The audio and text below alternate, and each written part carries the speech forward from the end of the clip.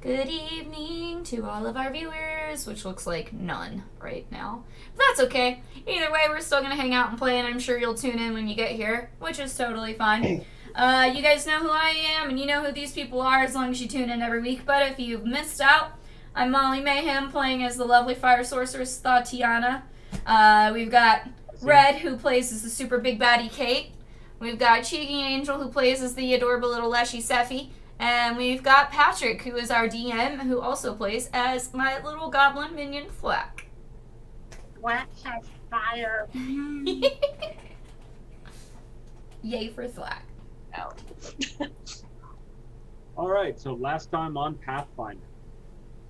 You guys, previously, you had wrapped up the major story arc by sinking the already half-sunken temple and banishing the big baddie off into whatever the fuck dimension he came from. He can just go the fuck away. Clear. Yes. Away. The Osirans, the people from the country of Osira, are very happy with the fact that you've cleansed this ancient temple of theirs, reclaimed a few of their artifacts, and they have given you rewards. The king of your country presented you with rewards. He also stared at your tits a lot. But as a 12-year-old king who's just, discovering he likes titties, he's got the training to, not just stare at your tits. He can, do that and make eye contact. What a skilled king. Hey, it's important diplomatic skills. Mm-hmm. The ambassador of Osira has offered to ferry you across the Great Inner Sea to Osira to facilitate you returning the holy symbol, staff, and robes to their great temple.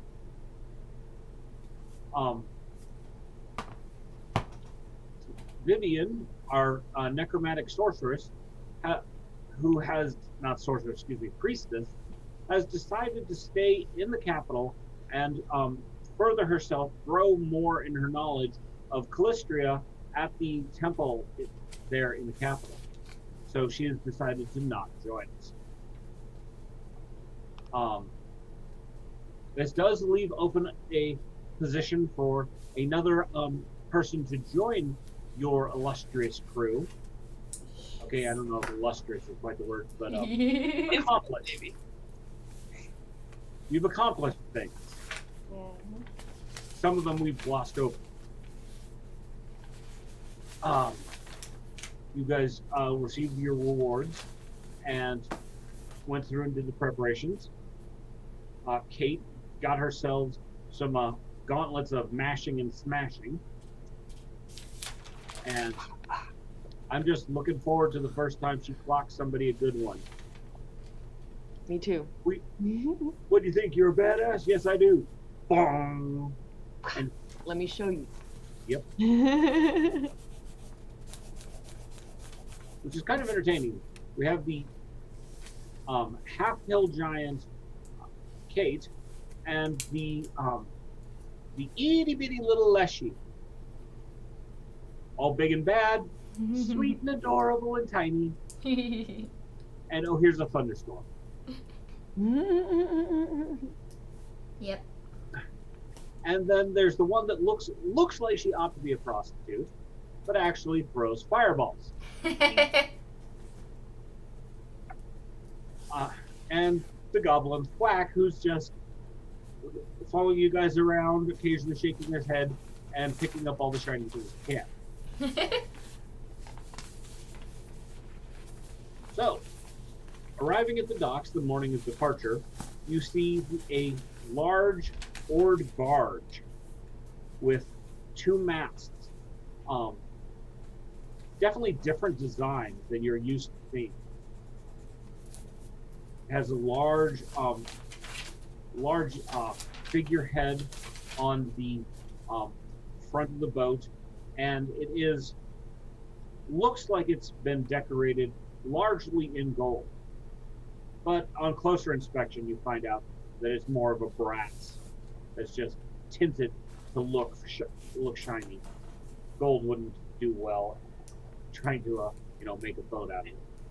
Maybe the pharaoh has a golden barge, but his ambassadors only got a shiny one. The barge is big enough that he has a complement of 15 soldiers in addition to the 15 crewmen that man the boat. And from seeing the preparations, it looks like you'll be traveling in style. Woohoo! Nice.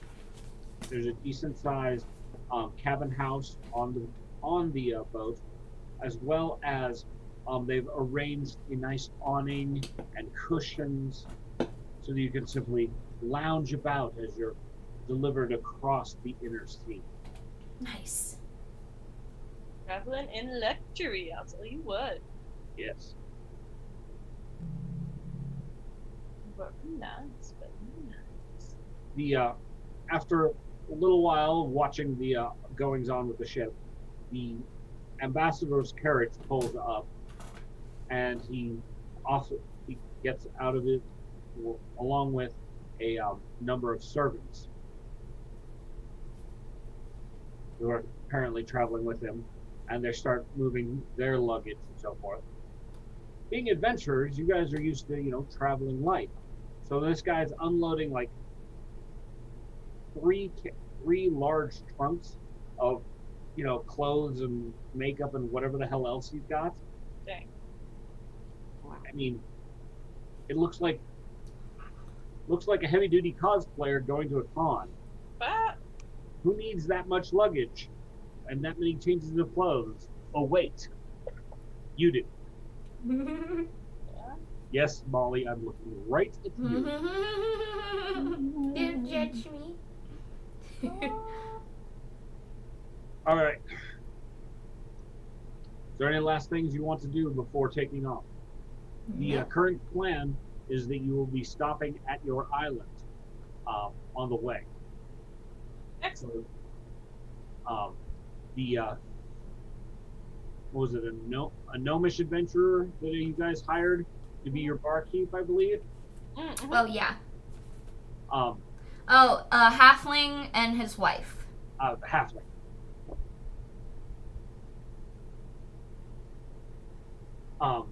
We need to give him a name at some point. Yeah. All right, we're going to name him Darwin. I can dig it. Very apropos. The halfling Darwin. And his wife, Darla. All right, Darwin and Darla.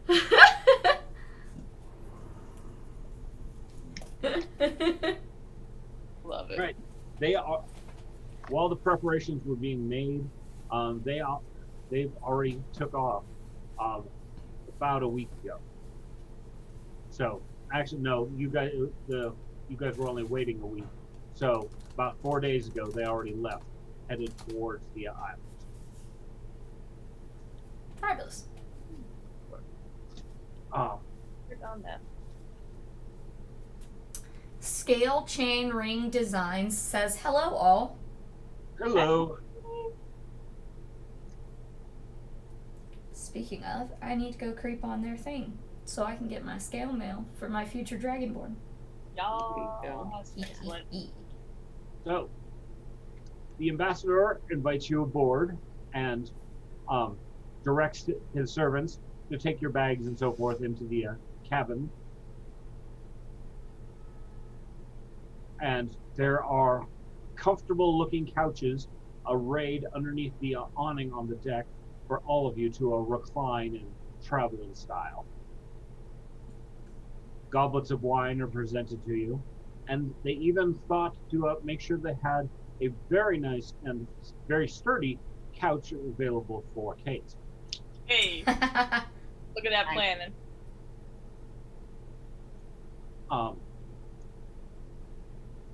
Noting that you're all in your adventuring gear, the ambassador informs, I've also acquired for you some fine garments of my country, and would love if you would like to change into them to travel in more comfort. It's much nicer out here to be able to feel the breeze as opposed to the heavy armors that you're wearing right now. There's no need to be concerned. We have these fine soldiers provided by the pharaoh to see to our protection. Oh, I don't So- think I'm wearing a lot of armor. I think I just have. Let's see. I have magical garb, and then my bracers. That's about it. I'm just wearing leather. I think armor. I'm comfy. You're probably better off. Kate, of course, is in her heavy armor, Yeah. and armor. even Steffi's going to be wearing her armor's. It's a little warm. A little leathery. I mean, yeah, Steffi'd be down to try on some new duds. Yeah, definitely. Kate is too.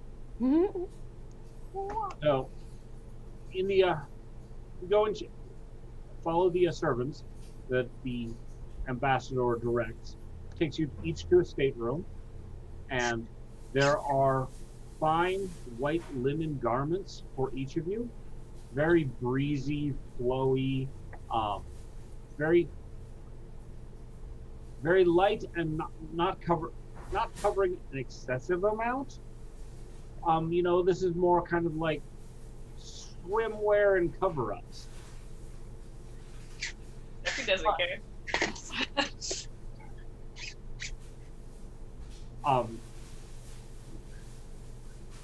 Seppi, not having secondary gender characteristics of any variety, basically yours is a kind of just a skirt, kind of like what the men of the army are wearing underneath their armor, Cool.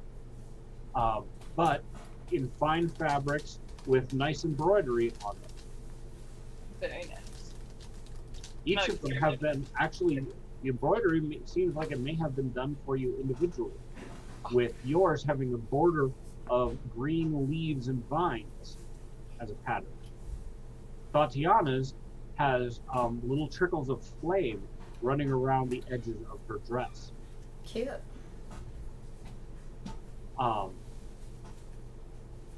And Kate's actually has, it's a pattern that almost looked like interlocking fists going back and forth around the hem of hers. So clearly he's trying to do you guys some honors by making sure you're attired. And this guy is a diplomat, so he's probably making sure you're dressed appropriately for whoever you're going to meet. Fine by me. This is some cool clothes. Yep. Big duds. I like my tits out, man.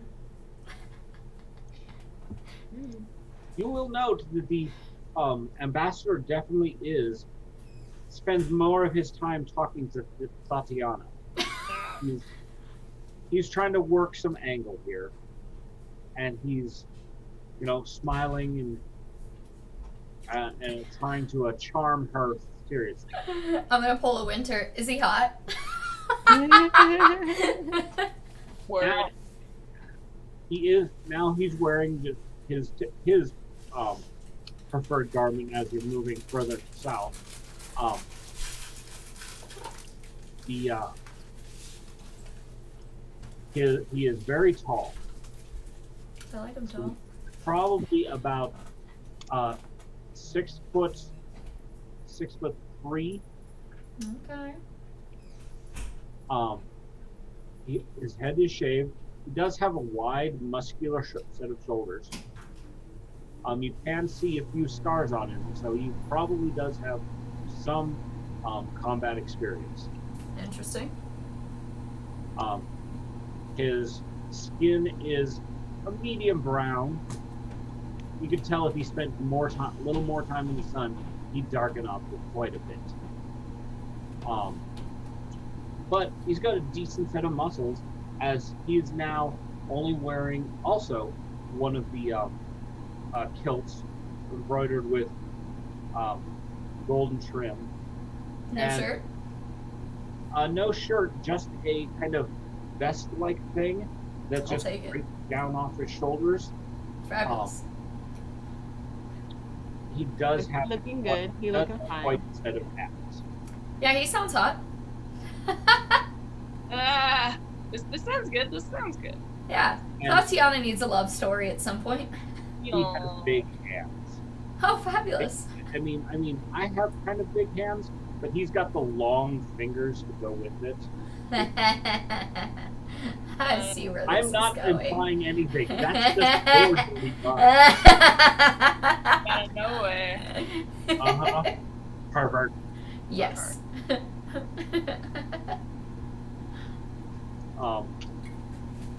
The servants are regularly making sure your wine goblets are filled.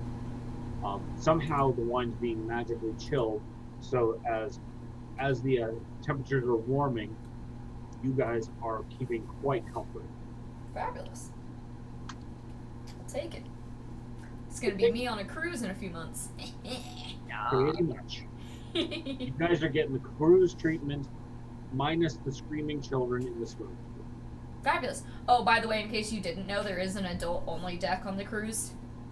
Hallelujah. Yeah, so we can get away from the screaming children. And there's its own bar up there too, Well, yeah. and hot What are tubs. adults going to do when there's no kids around? Get fucked up and get in the hot tub. Excuse me. Just don't dehydrate. No dehydration. I'll try not to. All right. So it's about 5 days out to you guys' island. The Oh, are weather. we going by our island first? Yes. Okay. So yes. And we Your got our island- seeds, right? We got all the seeds we wanted, and Yes. we made sure to get like grape seeds or something so we could grow grapes for wine. Yes. Yeah, There we- cool. You guys are going to have to really consider how you want to make use of the land you've got. You've got room for a tavern and a couple of outbuildings, but not a whole lot. When you left, that's the deal you had made with that earth elemental Yeah. that raised some more ground from the bottom. So it's about 5 days travel, and the weather is decent. Couple of overcast days, but nothing worse than that. Nice. Because you're going at a slightly different angle than the previously established trade channels, you're not seeing any other ships. Okay. That may change now that you guys are establishing this waypoint, and people, once it gets word gets around, you might hire a bard or two to go spread the news. Okay. I can dig it. But on arriving, something is very different.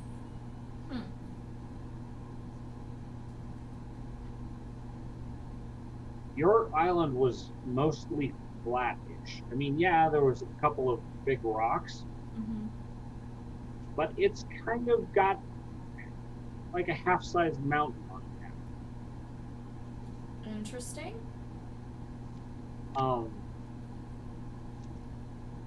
As you approach from the north, nothing looks familiar. Oh wow.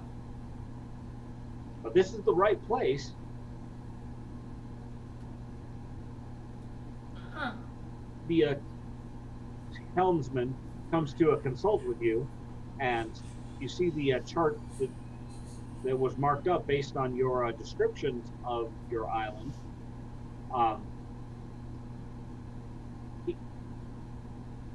There's definitely some confusion going on, and doesn't know quite what to do. You said that on the east side there was a bay. Should I still continue going around to the east here? Well, I would say so, unless something else happened that we were unaware of. But only one way to find out. Okay. As you sail around the island, it is much bigger than what you left. All right. Right. Winning. There is a decent sized hill, mountain terrain towards the north end of the island that, well, that part wasn't there before. As you come around that, you eventually see the south end of the island, which is now much further south than it used to be. It Interesting. used to be kind of, the south half of the island is what you had originally explored. Now, the island is big enough.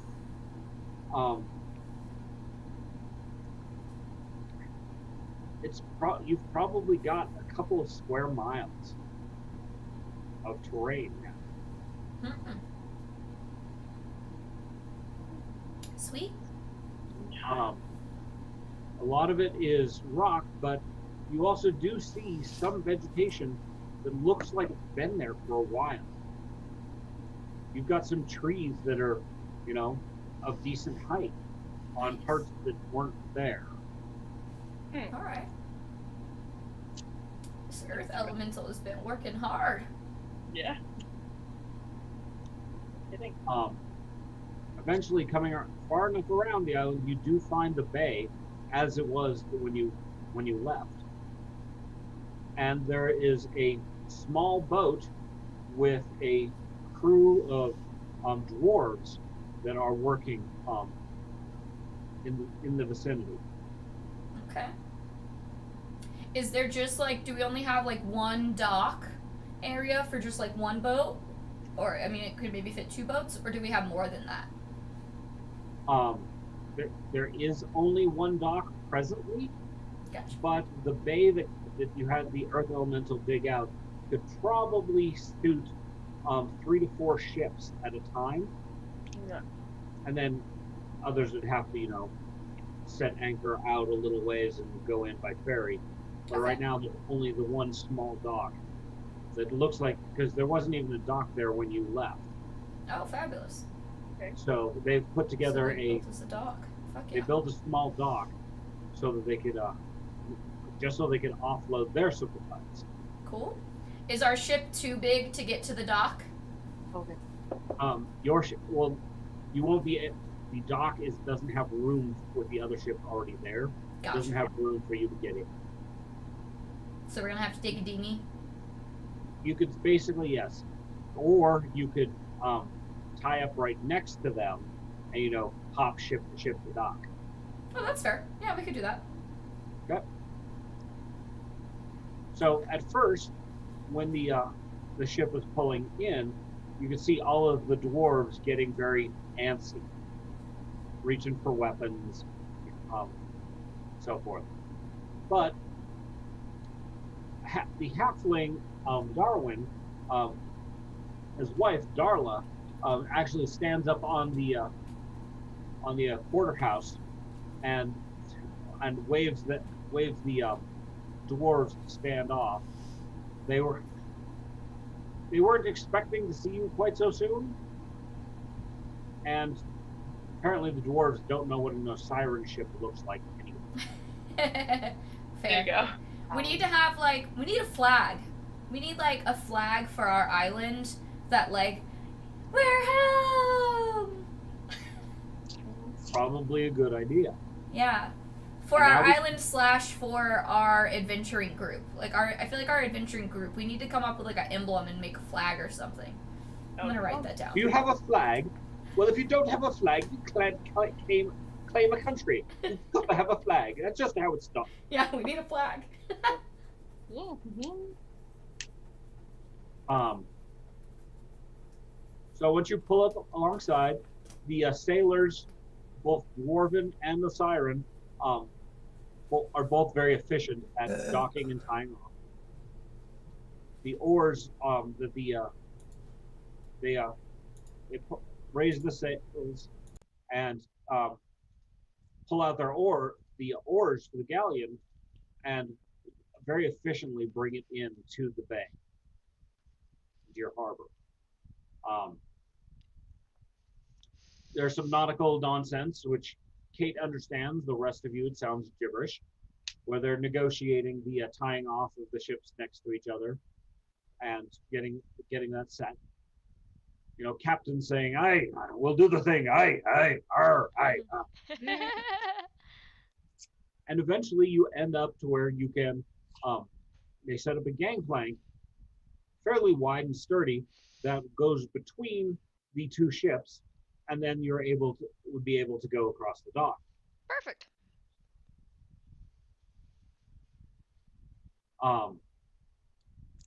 Hello. Good evening. How's it going?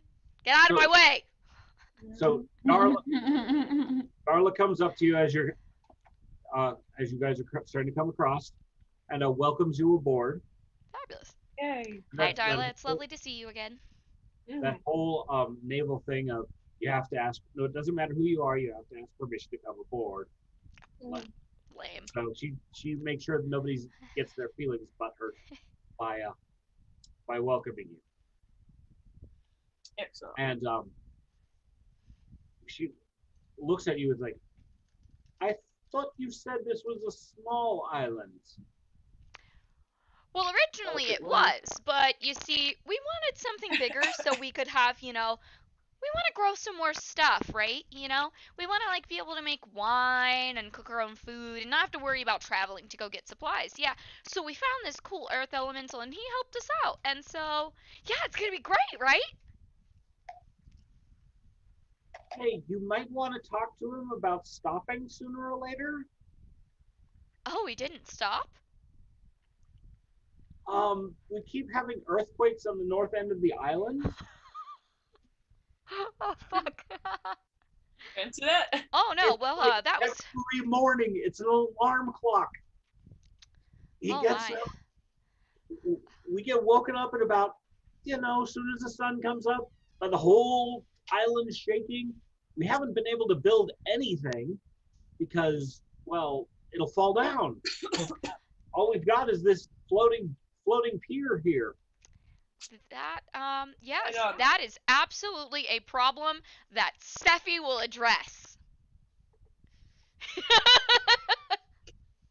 You're the earth thing, you fucking do this on my Let me problem. just hanging out, just like, what?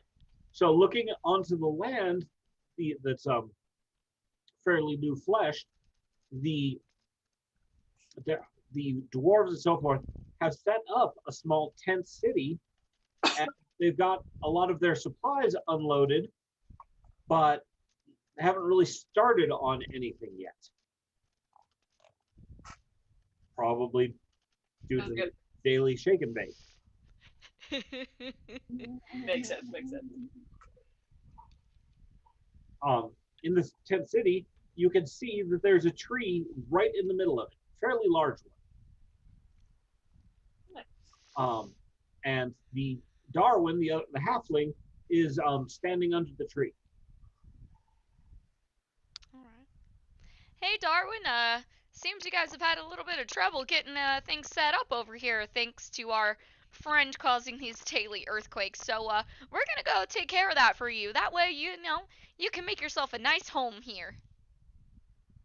That'll be helpful. If you could convince our friend here to have a conversation with the Earth Elemental, they're unfortunately in agreement that the island just wasn't big enough. And he points to the tree. The tree turns and looks at you.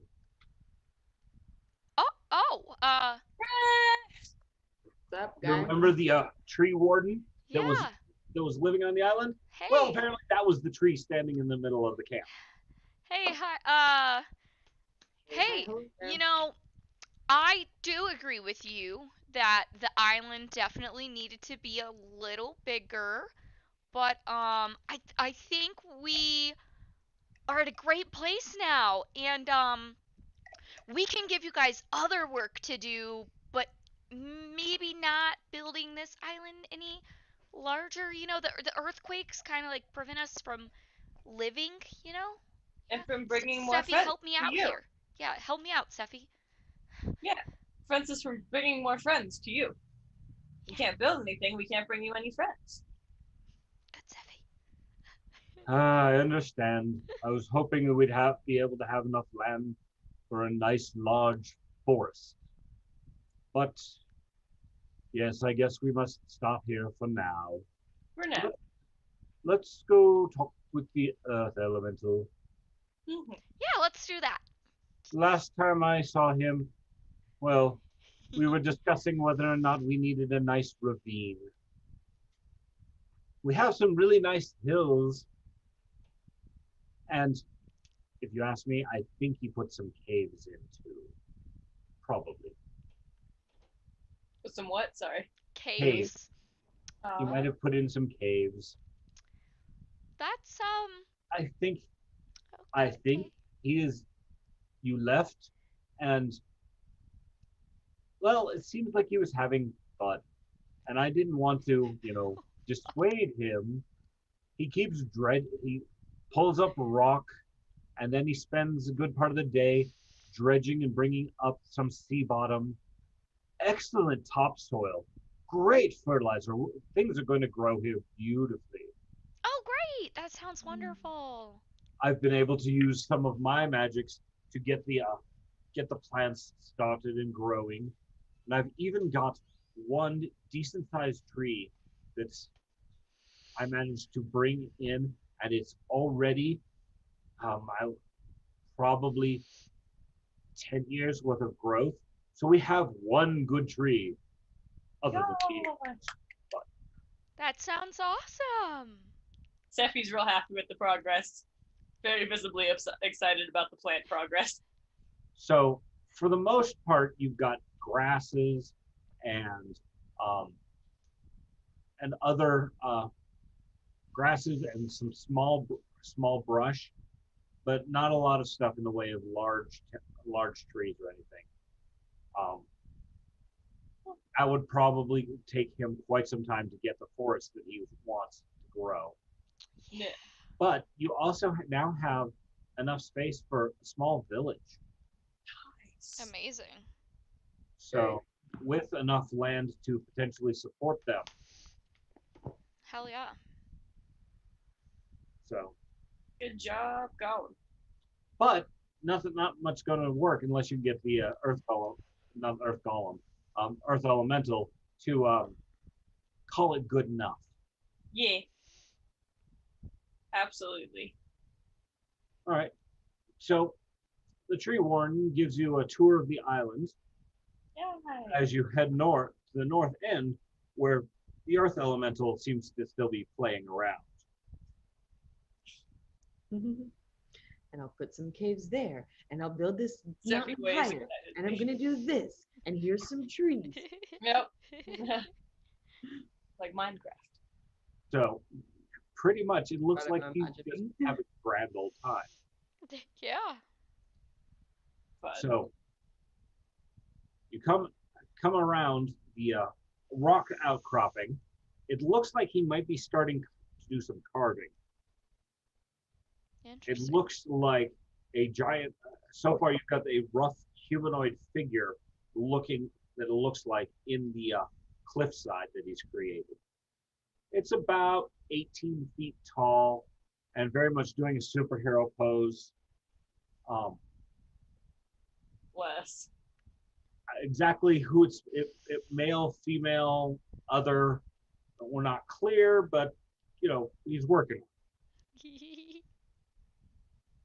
So, coming around this, you find the elemental, and he's actually bigger than he was before. Thing. When you first met Oh him, wow. he was only about 20 feet tall, because you summoned up a major earth elemental and negotiated. Well, apparently, in the course of building and doing and whatever, looks like he's leveled up, Nice. or at least sized up.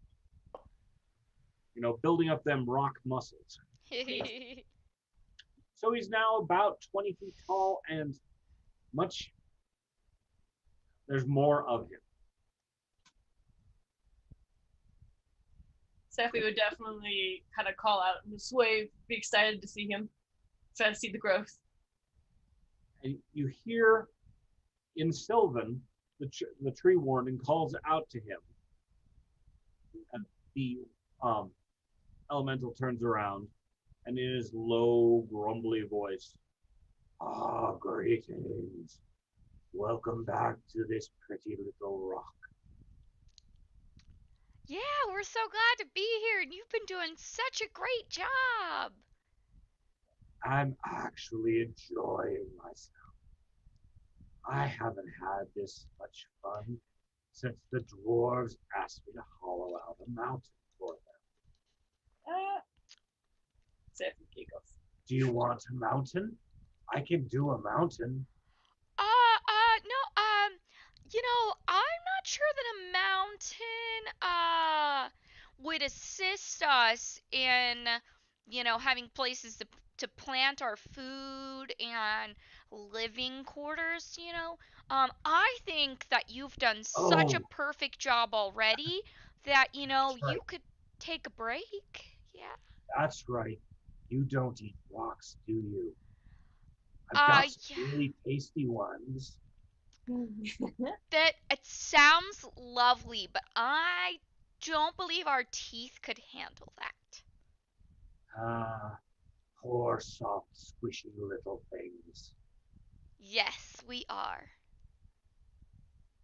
Well, we've got this very nice hill, Hmm. and I've even started some crystals growing in one of the underground caves. That sounds beautiful. It'll only take a couple thousand years for them to get really big. Hmm. Oh, great.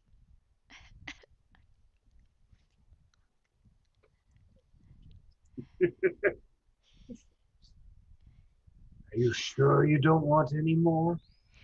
No, I think you've done perfect. It's great just like it is. Well, and Seffi and Sullivan would be like, "Thank you so much for everything you've done so far.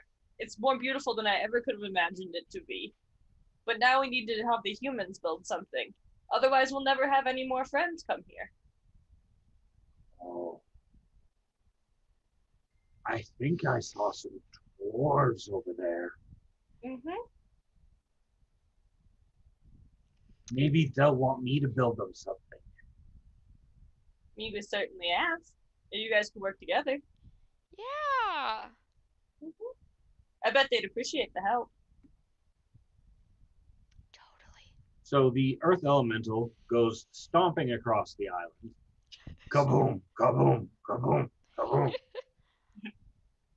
At least he's not dredging up more sea bottom or anything. To be fair, I'm sure he could build a building in about, like, we could build a mountain.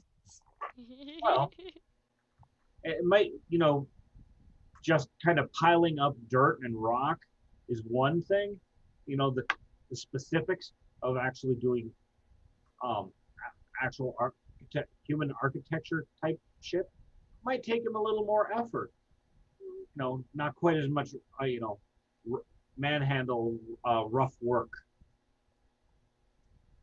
But you do know that you've got a pretty substantial island now. Um, though Fabulous. it's going to take a while for it to get much vegetation. The tree warden's magic is pretty much at his limit.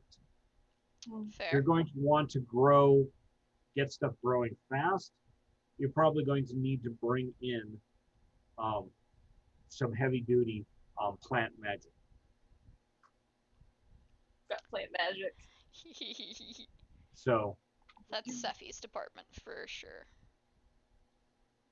maybe even creating, you could probably even, you've got enough space that with bringing in some plants, animals, and so forth, you might even be able to set up a grove here. A what? A druidic grove. It's not going to be an old grove, but It can be a new grove. Instead of being surrounded by oak trees and sage, you're surrounded by palm trees and whatever else.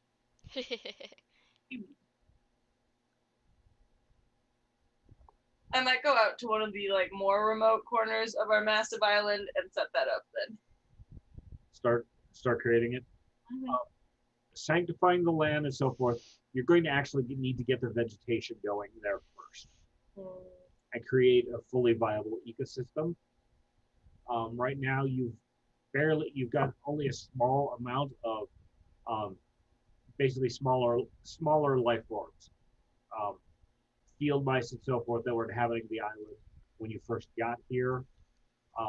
Seabirds. That's all you've got so far. Given what you've got, right, getting some more local wildlife to create a full ecosystem here.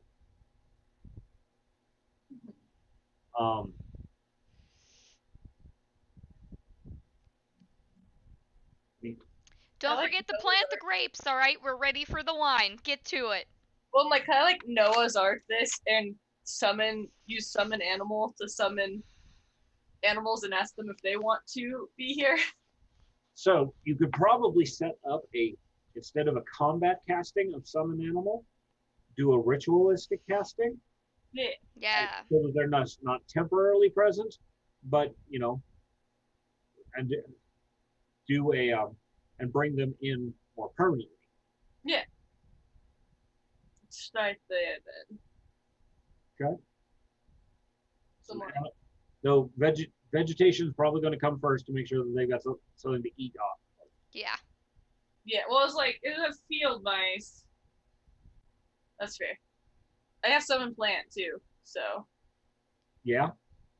You could, spend some time doing some serious casting, and bringing more life and vegetation to the island.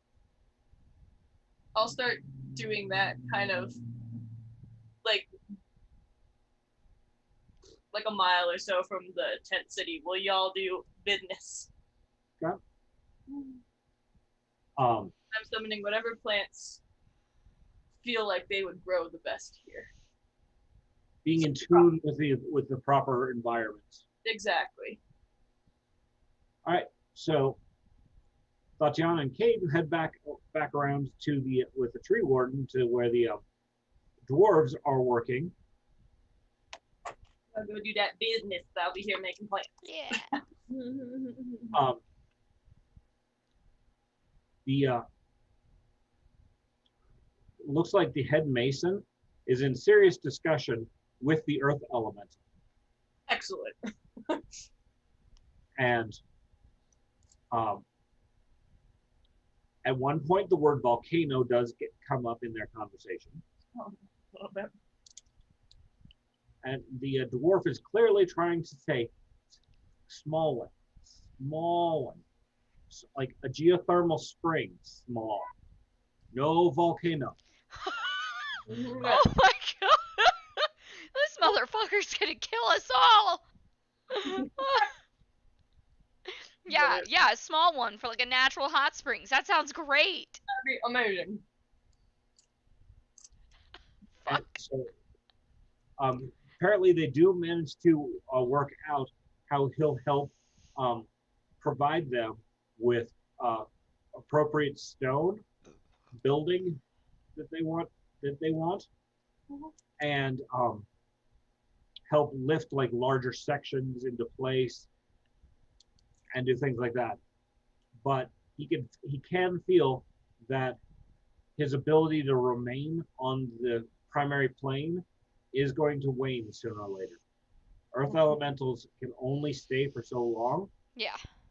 It's just the fact that, Sephi fueled her summoning with a magic gem Yeah. as actually keeping him here longer than anybody expected. He can go back whenever he wants until the spell actually runs out. But until then, Earth Elemental is getting bored and he's surrounded by water. So what does he do? Make more Earth. Make more. Basically. Let's see. Your signal ravens the one that you'd taken with you, goes and rejoins his compatriot at your at fort. The fort does not look too bad off. Apparently, all of the rumbling and shaking has not knocked down your fort. It was decently built. Nice. And the smith is there apparently trying to keep things together. Doing a good job. You can see that all the small weather damage and problems that have been going have been repaired, Nice. or have a serious amount of effort towards them. Mhm. So you guys haven't really told him what you want done with the inside yet. He might get around to that, but he's been focused on the building structure. Yeah, Smart. For the best. agreed. All right. Is there anything? Deliver your grape seeds to the halfling. Yeah, and whatever other seeds we picked up. I don't know what all we could grow here, but I'm sure we picked up a good variety of stuff. That's the routines. He hadn't contemplated trying to grow wine grapes here. Mm-hmm. He only has a little experience with that, so he might have to bring somebody else, a proper vintner, in. Mm-hmm. That's fair. Now that they've got more space than you guys described, he'd like to negotiate. Oh. Before, I was just going to be your tavern keeper, but now I'm looking. You've got enough land to create an actual village and have much more services that you're talking about to provide to passing ships. I'd like you guys to give me the authority to bring in people and grant them land for some farming, for their own homes, and creating a much more sustainable community here. I think we can certainly make that arrangement happen, as long as you all understand that you work for us. Property manager, yeah. Basic, as I see it, this is your fight. This is your lands, and we are basically this is your town. Yeah. You have the way of our country. You would have the right to appoint a mayor and any other offices you wish to have held. Sooner or later, we'll need someone to act as bailiff or sheriff. Mm-hmm. But Certainly. in the beginning, hopefully people looking for a chance to start over. Yes. Now, I'm going to have to trust you to not only be a great person, but to make sure the people you bring here are not going to cause any harm to anyone or to our island. We've worked very hard for this, and you are going to work very hard to be able to feed yourselves. So then, everybody can barter, right? And you don't have to pay for anything. There's no coin exchange here. We all help each other out. Well, there'll still be some coin, especially for once we start getting ships coming in. Yeah, but until then. For the most part, it's going to be people who are looking to come out and grow. And if your friend here, the big rocky one, if he's going to be about, I will have him start setting foundations and send a messenger back. I think that's a splendid idea. And definitely make sure you find that guy who can do our vineyard. I have a cousin. Oh, fabulous! I spent one summer on their vineyard, and I learned just enough to know I'd much rather sell the booze than make it. I can brew all the beer we want. Oh, we should do that too. We'll leave the wine to him. We definitely brought barley seeds. Excellent. Beer. Oh, he brought a stock of his own. Being a proper innkeeper, he came prepared not So to good. sell the booze, but to make it. Smart. I So like it. You know, I don't like to make it either. I just like to consume it. So, it's a win-win for everyone. Yeah. I will point out that these seas are known for pirates, and sooner or later you're probably going to actually want to man that fort. Abso-fucking-lutely we will. Mm. We're going on a mission and then we'll be back. And you know, we might hang out here for a little bit. Mm-hmm. This is gonna I- be our home. Ooh, speaking of, I want one of those really big, cool beds with the posts, you know, that I can hang my draperies on. It'll be beautiful. Yeah, I want one of those. You could do that. Between the smith and the halfling, they're kind of looking at you like, I think we can make it build an appropriate bedroom. You haven't the keep is locked, and we have no way to get in.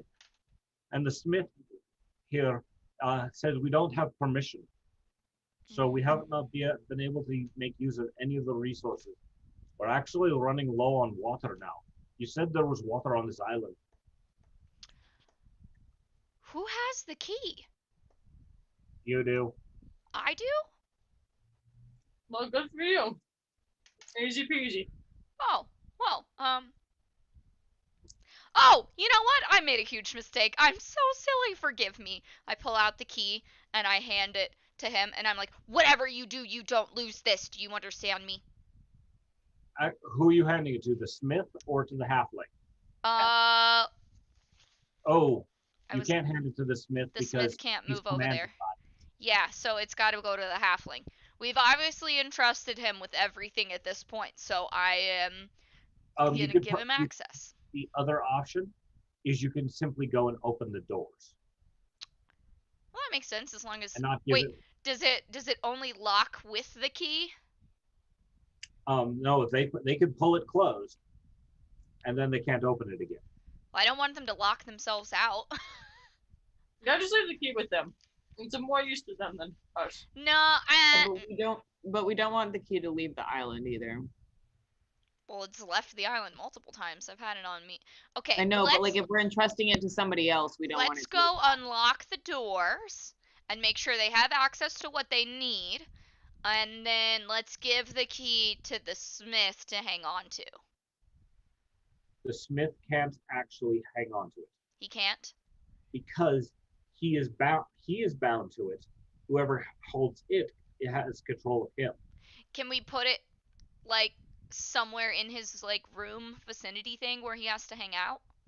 Yes, you could put it. You could simply So- store it. Yeah, so he's like a watch keeper of it more or less while we're not there.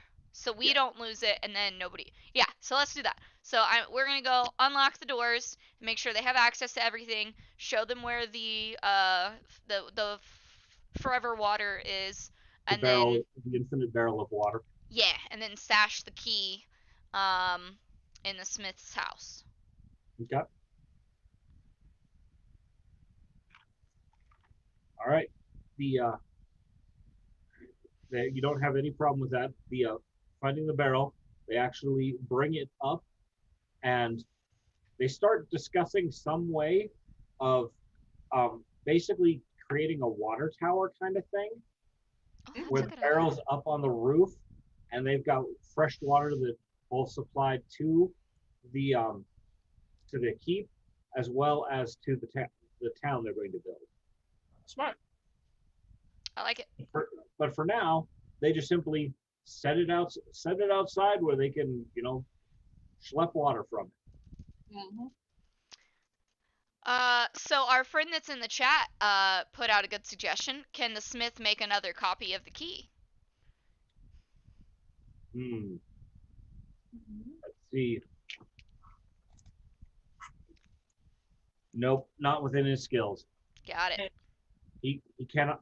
One thing he can't do, he can repair magic items that are part of the fortress.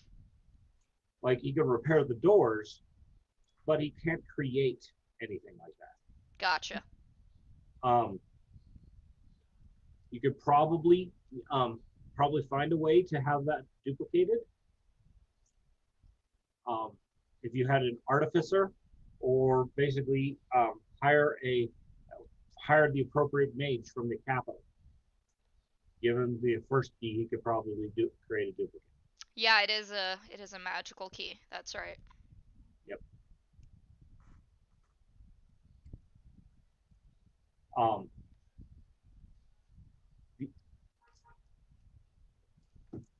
when the dwarves hear that part of the deal is now to help build your keep up a little bit, so it's not just one big open space inside, but improving it.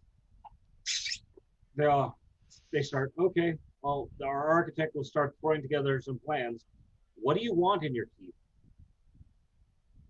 Like You said you want bedrooms instead of just the barracks that are there. yeah. Yay. Do they do indoor toilets during this era? Or do we just have like Sure. outhouses or what? Magical chamber pots. Cool. Yeah. Let's have a couple of those. A large, lovely, beautiful dining area so that we can have gatherings, and when the village is fulfilled, we can have everybody come and eat and drink and be merry and happy together. So you want us to build you a fest hall? Yeah. The dwarves get excited. Fuck Yay. yeah. You just told dwarves, build us a place to drink and make merry. Yeah. In addition to a tavern that you're already building. So Yeah, because this will be They're just like getting for the ideas. special people. They're getting ideas. Oh, good. Plus, then if we host, like fancy people like kings and queens and other high-end members of society, we can have this nice, beautiful area that we can host them. Okay. I like that. We want some guest rooms too, so that way we can get them hammered. Yeah, we will definitely need a couple guest rooms, and those guest rooms could also be like kind of a brothel. Like, so if we do end up getting some hookers to come work with us, hang out with us, when we get the fancy rich people coming in, then we provide them with lovely company. Yeah. Yeah. Yeah. Given the kind of island, your island is going to become a support island for passing vessels. Yeah. So, what do sailors want? They want alcohol and women. And food that's actually been fresh cooked. Yeah, not just fish. Yeah. So we should have a separate brothel. Yeah, we want a kitchen too. So the village is probably going to be building up around support services for shipping industry. Well, maybe our tavern could be like bottom floor tavern area where they have food and drink, and then the second floor can be brothel area. Yeah, I was thinking just so the Dars can do their thing. I'm like, maybe they can have a brothel like separately, and we can make a really nice, like almost old like French Quarter style building to be the brothel, and it's just brothel services. Maybe. So yeah, And we can also recruit down on their luck prostitutes to come work for us there. I definitely want to make sure that we leave enough room for people to come live and make their own homes too. So I don't want to build like too much stuff that, like, if we can do multiple stories, possibly at least like a 2-story thing, that would still give like the second floor being like, a fancier, lots of big beautiful curtains and nice furniture and whatever we can provide that can make it a very like, Upscale. yeah, I can't think of the right word, but yeah, a more upscale brothel on the second floor, but the downstairs is the just traditional tavern with places to eat and drink. do I have your permission to make deals for plots of land for people to homestead, for farm who wish to farm, or who wish to set up businesses here? Yes. that are similar to the deal that I've made with you. Yes. As long as we will get, if they are offering services, we will get a percentage of the coin. And if they would like to make a house, they will assist in the crops and the land and whatever else needs to be provided. So what I will institute taxes similar to what are seen in our on the mainland, and Fabulous. you will get a percentage of the crops, and some of their coin will come to me as your mayor for use in general city things. Yes. I will pay myself for my time to organize things out of those funds, Yeah.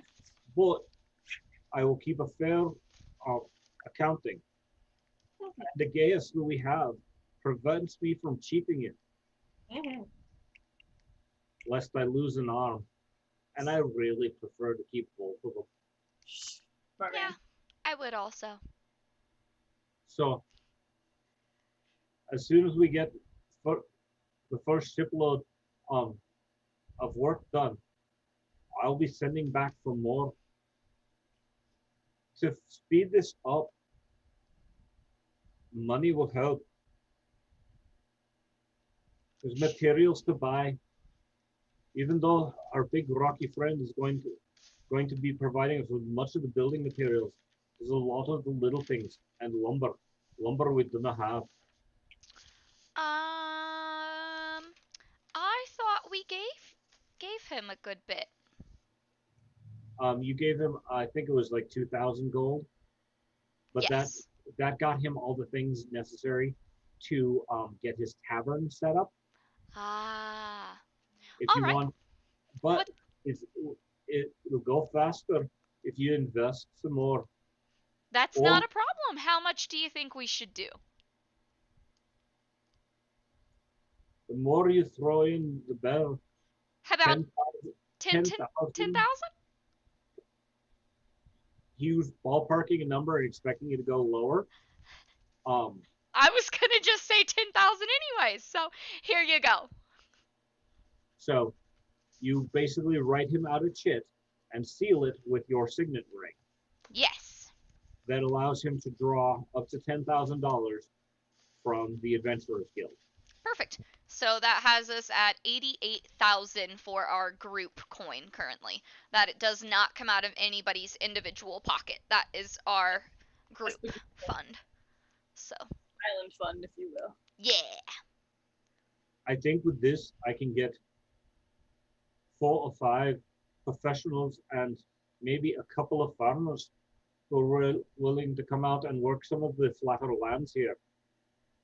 Perfect.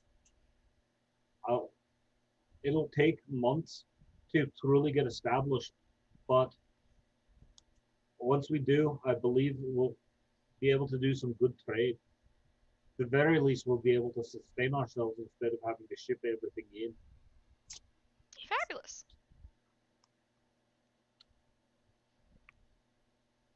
So now you don't have to worry about getting things set up. Somebody else is in charge of that. Yay! Woohoo! The ambassador is actually quite impressed with the start of what you've got going on.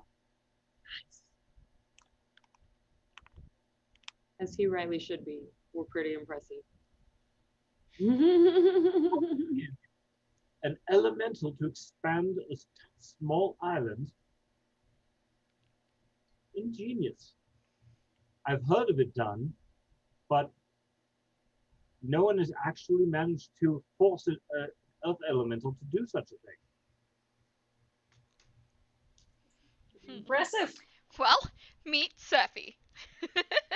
In the meantime, I do want to say, whenever I'm finally done with my thing, if the DM allows it, how I want to come back into town is essentially singing, like, humming Claire de Lune and just looking kind of loopy because I'm just so in tune with nature. Like, I haven't done this many druidic things in a while. And everything I touch, like, vines of tropical flowers kind of, like, pop up there. So, like, da da da da da da da, and, like, go past, like, the window of the tavern and little like tropical flowers pop out. So the rituals and so forth that you're doing to summon in plant life and animal life do take days. Word. So it's a long effort for you.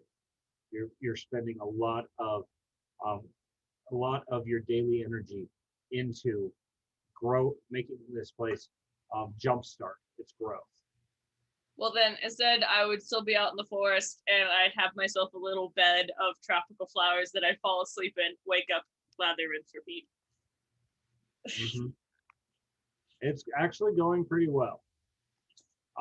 You've got calling in the spirits of the sea and air and land. They've actually brought in breezes of seeds of the appropriate kind that hit the ground and start sprouting immediately. And I, of course, am chatting with all the flowers, popping up and introducing myself, and, letting them know where they are and what's going on. The tree warden is immensely pleased and asks if you've had any opportunity to find any of his kind. Kind of look down and shake my head, but we are still looking. You could use, here's a suggestion, you've got messenger crows. Ah. You also know where a major druidic grove is outside of the capital. Smart. Put 2 and 2 together. Dun, Yes. dun, dun. Oh, Fuck me. I basically will tell him, since I'm stuck in my valley of creation, to send a messenger crow and where approximately to send it to the druids with word that we're looking for Ents. So the tree warden, the Ent, comes up to you, Molly, and says that he wants to send a message through your messenger crows. And he tells you about the druidic grove that Sephi has described, and they're looking for any Ents that wish to come and live on the island. Yeah, that's not a problem. We can handle that. And I go get the crow and tell him to do the thing. Okay. So on your island, the west end of it is is starting to turn itself into a forest. The trees are young still, but the presence of the Ents and their tree herding, as they do, will probably help with the growth if you can get some more out here. Fabulous. You might even try recruiting, say, a junior druid to hang. If you ever send the Ent letter out, P.S., if any druids want to start over, it's a thick new forest and need us some druid. Super cool new forest. Need us some druid friends. All right.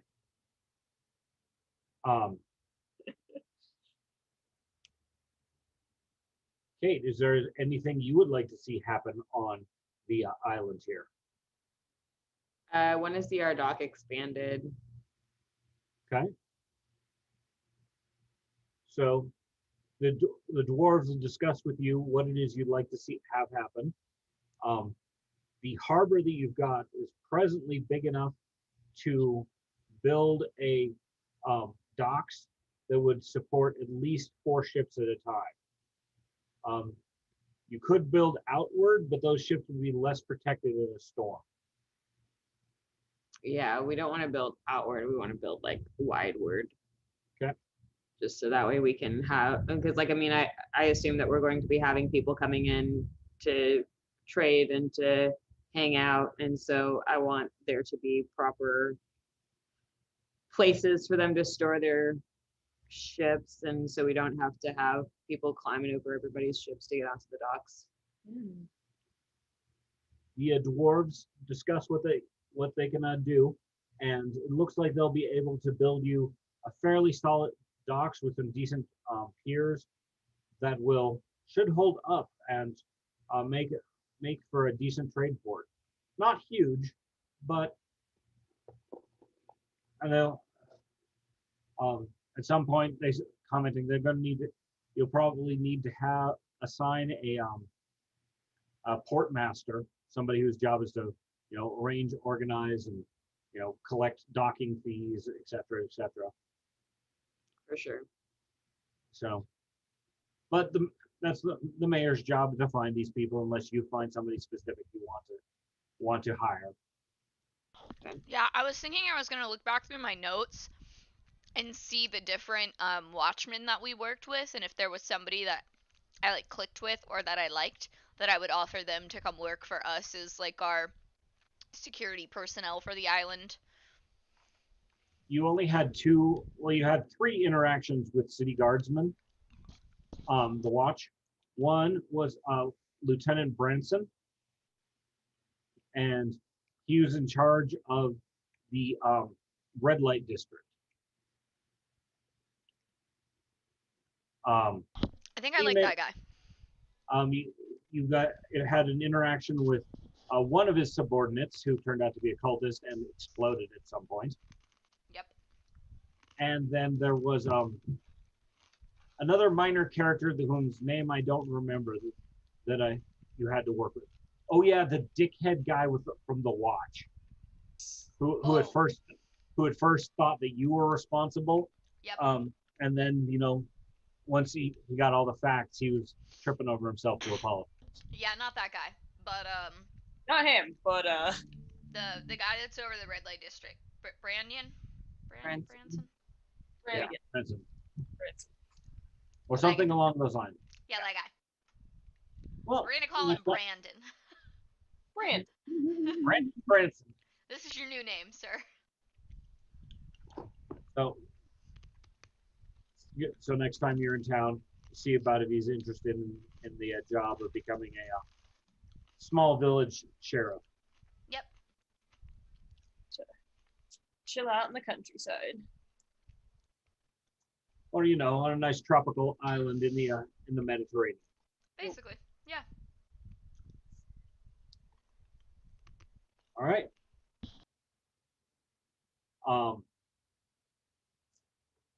The galleon is able to restock its water supply, but there's not really anything else to offer other than the troops getting a chance to get off the ship, stretch their legs. It's a little standoffish between the dwarves and the Osirans. Everybody here all of these Osirans happen to be human.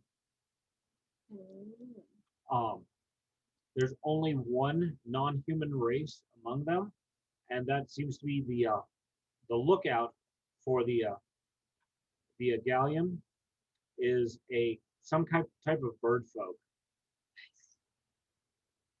They definitely have a hawk, bird of prey kind of look to them. I know what that one's called. I just looked it up. It's in that list I sent to the chat. There's too many vowels in that. Aracockle is like normal bird folk, but there's one that's specifically birds of prey. Oh, there's one there's the Kenku that's It's a crow. crows specifically. Frog people and insect people. Avens. There it is. What was it again? Aven, Aven. Boom. Dropping knowledge.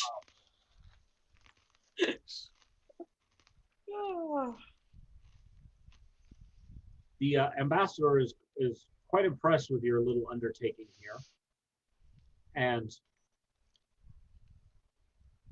I understand this keep was deeded to you when you cleansed it. Yes, it was. May I see the deed? There's an actual formal piece of paper that you were given. Dun-dun-dun.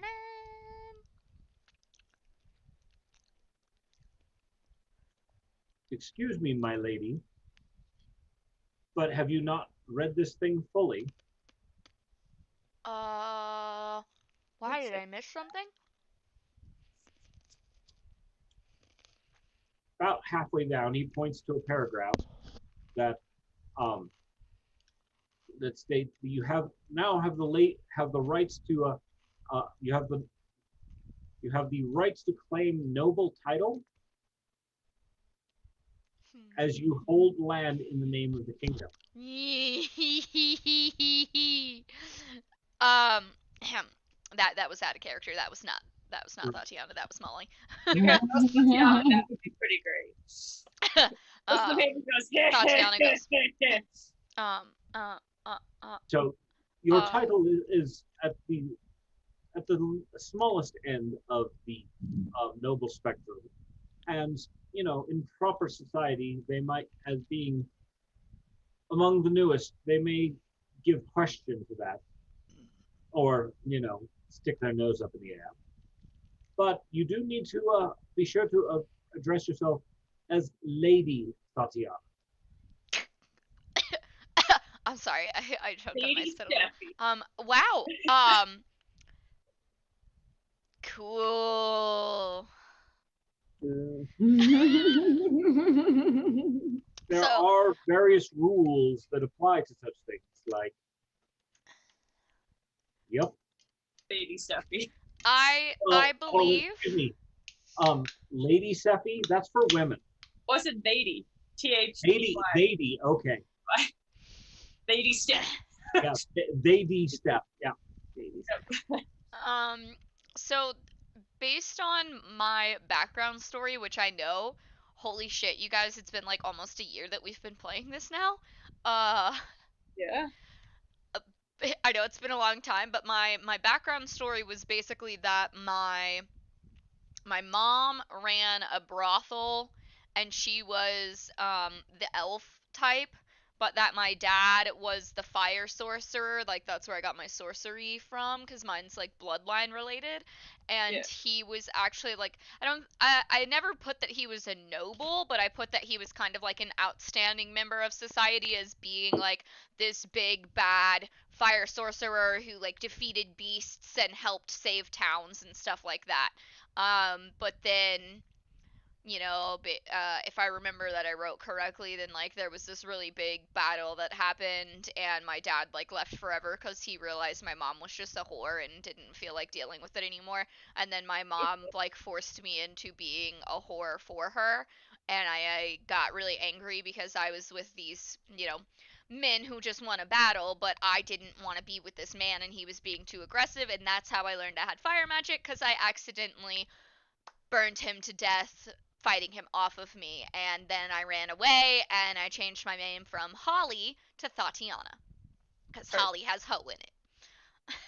And that was like my background story. So knowing that like now I am officially a noble, but that like if I would have been closer to my dad back then, that I could have followed in the sorcerer thing and probably would have been established at that at some point anyway, was like, that's like a really cool thing that I'm just like, shit, like this is cool. And This is akin to like having the title of squire. It is the lowest but still acknowledged. yeah. Dukes and so forth are still going to say, "Oh, you're little more than a peasant," depending upon how much of an asshole he is. Apparently, the ambassador is not in the asshole category, even though he's pretty high nobility. Fabulous. All right. Well, Impressed him hey, over maybe I'll marry him and then I'll get even more, It'll notability. be the nobler. There you go. I have plans. But it does name all four of you: Vivian, Kate, and Sephi. All have been granted property of this land, and therefore you are allowed to use the honorific of Lord and Lady. And lady. Very cool. And they work it out as they go for non-gender identified individual. It's like your noble leafness. Your noble leafness. Lady Sephi.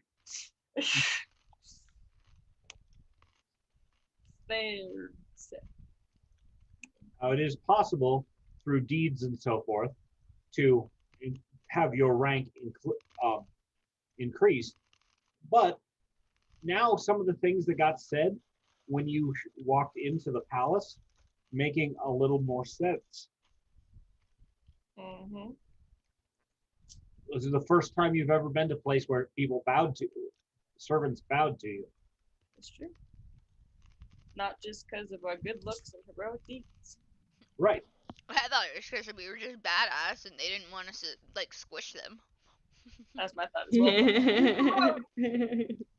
Literally. So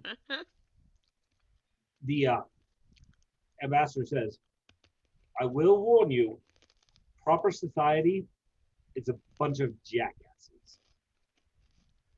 And you might see if you could find someone to teach you the manners. You know, do you know the proper honorific to address a duke in your country? Tatiana's face just goes. Yes, I believe your friend Vivian, the priestess, has some education in that. But as she decided to stay back in the capital, you could run afoul of such things.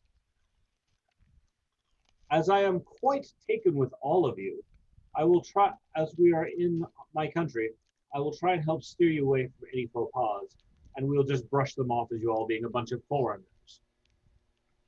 That sounds lovely. What a G. Dude's a G. He's wonderful. Yeah. That sounds great, darling.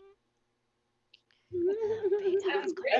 And the flirting level between Tatiana and the guy goes up as he finds that she's not just, but his demeanor towards you changes. He gets a little more formal. All right. All right. You're now not just some adventurer that he could have a roll in the hay with. You have a title. You are actually part of the nobility. It's the very bottom rung. So the way he needs to treat you, and maybe you can still have a tumble, but his upbringing requires that he treats you a little differently. That's cool. Respect. Trying to earn his way to my heart. I see how it is. Adorables. Calling me lady and such. Woo.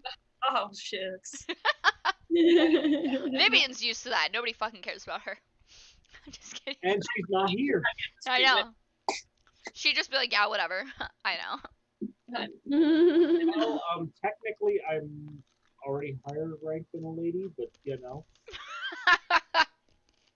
Yeah. That's true.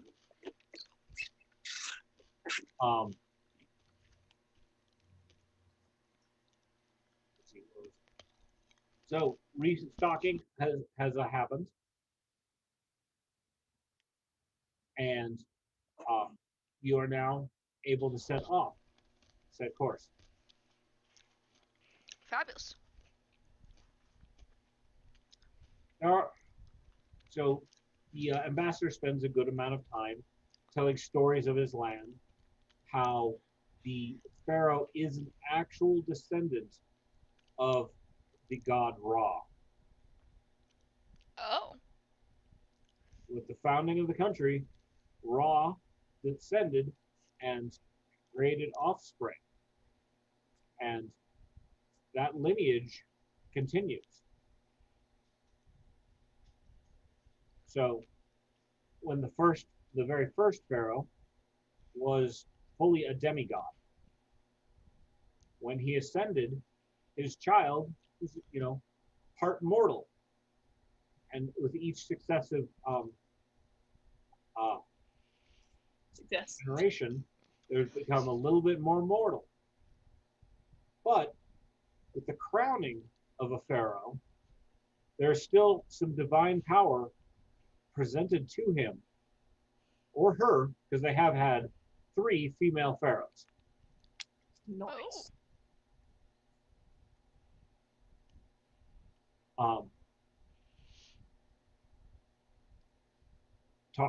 The various monuments and so forth they've built, their wars with some of the neighboring countries. and the fact that their gods actually tend to be a little bit more involved than the average one. Oh hell yeah. Um,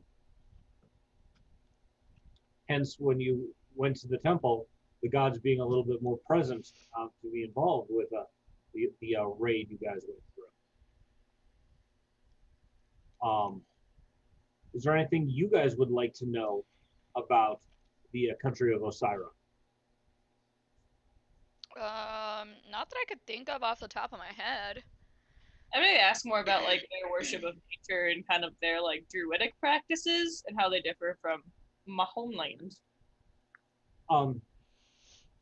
Because Osira is a more deserty country, they do have vast fertile floodplains and groves of trees, but nothing like some of the giant country-sized forests. Makes sense. The druids are definitely working to maintain the balance between civilization and the wild desert, the maintaining of oases, and the ecosystem that people don't really fully understand that, desert's not just the same. That's fair. So maintaining the desert ecosystem. Mm-hmm. So not too different. Mm-hmm. A lot of the druidic people will also focus on the agricultural aspects of maintaining the civilization. Working, praying to the gods to get the annual floods that turn the riverbanks into vast fertile farmlands. They've, instead of trying to control and dam the river to maintain what they want, instead they live with the cycle of the flood and drought that, as we know, is typical to the Nile. Interesting. Nice. Excuse me. Which their version is the Blue River, Hmm. or the Great Blue River.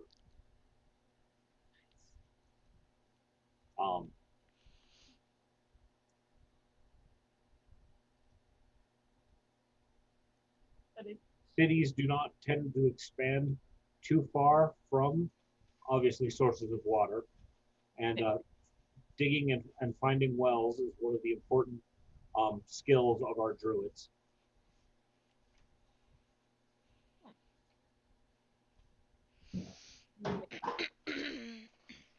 More water-based and balancing of nature and keeping the cities alive. Mm-hmm. Some townsfolk. Interesting. So if you're just kind of taking it all in, nodding along. We have various customs that might be mildly surprising to you from the northern countries. While there seems to be a taboo about the upper half of the human body, our people do not share that. Basically, traditional Egyptian garb, where you only wore something on your top half if you felt like it, yeah. or for protection. So exposed breasts are fairly common. Oh, fabulous. Tits out. When in doubt, tits out. Yo. Likewise, there is institutional slavery in the country as well. Some of it is for criminals. They often, instead of simply housing them or executing them, we require them to work for the betterment of the country. That's for cool. The people. So, the street sweepers, most likely criminals. Every slave is identified by the collar around their neck. Interesting. There are those who are born into slavery, and there are those who are criminals. In various wars, we have captured our slaves.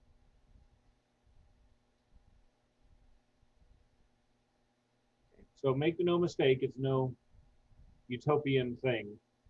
They do practice a culture where they have an entire slave class. Though from the sounds of it, the rules prevent them from being too far abused. Okay. I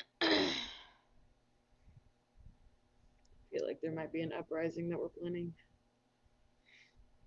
Could happen. Um, the ambassador, being a professional diplomat, is trying to make sure that you guys are informed of anything that might be overly shocking to you. Valid. Smart man, smart man. As you're probably going to be, meeting people of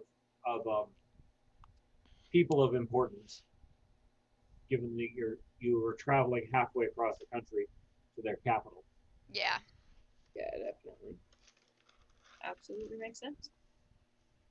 Appreciate the forewarnings.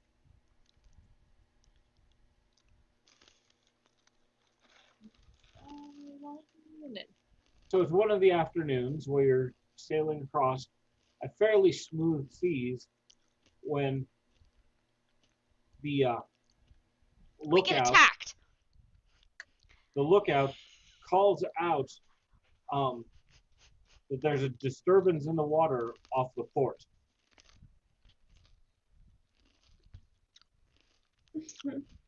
I Um, I run up to look over the side and see what I can see.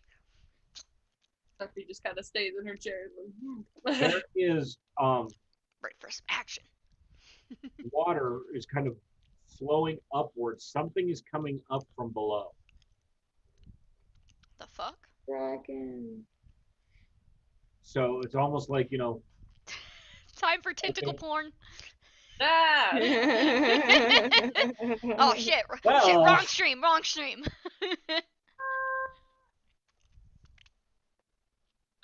um, All right. All right. So. the dark, and you can see a dark shape coming up from below. All right. Can I roll for something to see if I can figure out what it is? Nature, see what's going on in the water. All right. Seamanship, Oh. sea lore. I don't have that. I do have nature, so I can go for that for a 32. Some very large creature seems to be coming up towards the ship. Sea lore for 26. Sea lore, out here there are various sea monsters, from serpents to leviathan, which great big whale-like creatures that are known to swallow ships whole. Oh fuck. Kraken. So is it coming like it's like kind of looks like how a submarine would like emerge from the water, like coming up like that, or is it coming up like skinny ways, like if it was like a rocket coming out of the water? Probably more like a submarine coming up. Okay, so it's long, big, large, kind of slowly It's emerging. large and slowly emerging from the depths below you. Okay. Is the ship moving at all? Like, is it bumping into the ship, or is it just next to it? It has the ship is being bashed around by the motion. Okay. By the Um, like waves coming off of it. Yes. Okay. All right. You probably, given the size of the shape and how deep it must be coming up, it's big. Bigger than our ship, potentially. Potentially. Oh fuck. Oh fuck. All right. Woo, this is gonna be fun.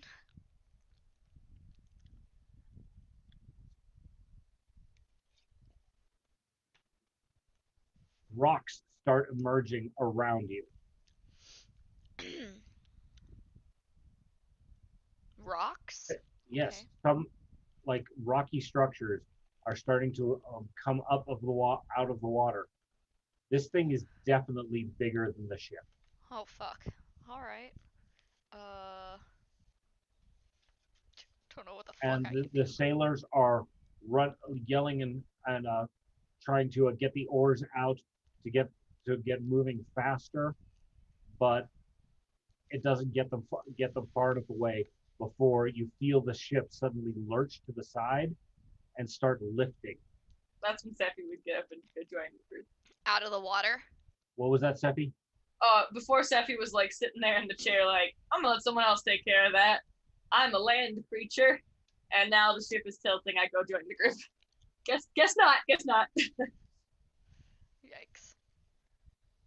Mm-hmm. I call for someone to bring me my weapons. The servants, while they're scared and don't know what to do, as soon as somebody starts giving orders, they at least, okay, I've got something to do. I can do this. Fair. And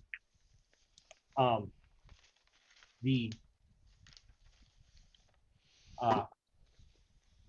the servants grab and start bringing your weapons and armor to you, as well as a set of a light plate mail is brought to the ambassador, which he is starting to get into. I'll just put my breastplate on over my skirt. Shed the vest, skirt breastplate. Yeah. The ship continues to rise out of the water as this terrain that is coming up from beneath you suddenly has you high and somewhat dry. You can see the water running off of it as it continues to emerge. Fuck. The rocky structures around you are sharp and jagged. There's seaweed and plant life all over as well. Alright. The boat does manage to come to a rest finally as it's completely lifted out of the water. It's tilted at about a 15-degree angle and leaning over against one of these large outcroppings. Alright. Thanks. So it's very difficult to walk on the deck that is permanently slanted to one side. Kind of tangle some vines around the side of the ship to hold on. I feel like wherever I was standing and holding on to it, I would be leaning over and being like, what the fuck is going on here? So far, nobody's got a clue. And the Did you creature didn't roll respond. for nature? I can roll again. No, I was asking Sephi. Oh, Sephi. Seppi roll for nature. Yeetin. I got a 27. Okay. Given your knowledge of nature, whatever this is has been, the sea floor has come up to visit you. Nice. Okay. Yet, it seems like you're still moving. Your boat is stable, is on the basically run aground on top of this thing, or the ground run into you. I'm not sure how that works, but there's still motion. You could feel that it's not just didn't just come straight up. It came up at an angle, and is continuing to move. Not the same direction your ship was going, but this one is headed due to be west. Does it You're look headed like southwest, a and turtle, or she knows what was that? Kind of look like a turtle. Can't tell from here. But as it continues to rise out of the water, it is huge. And when I yelled at it, it didn't respond. Did not pay any attention whatsoever. Oh, fuck. Alright. So what you can see is a it's almost like a chunk of seabed just came up and lifted you out of the out of the water.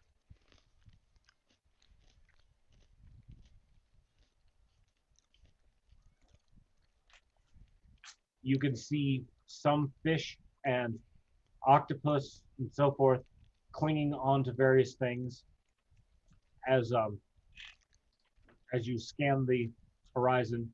It's probably, the area you can see is about half the size of your island. So you can see about a square mile.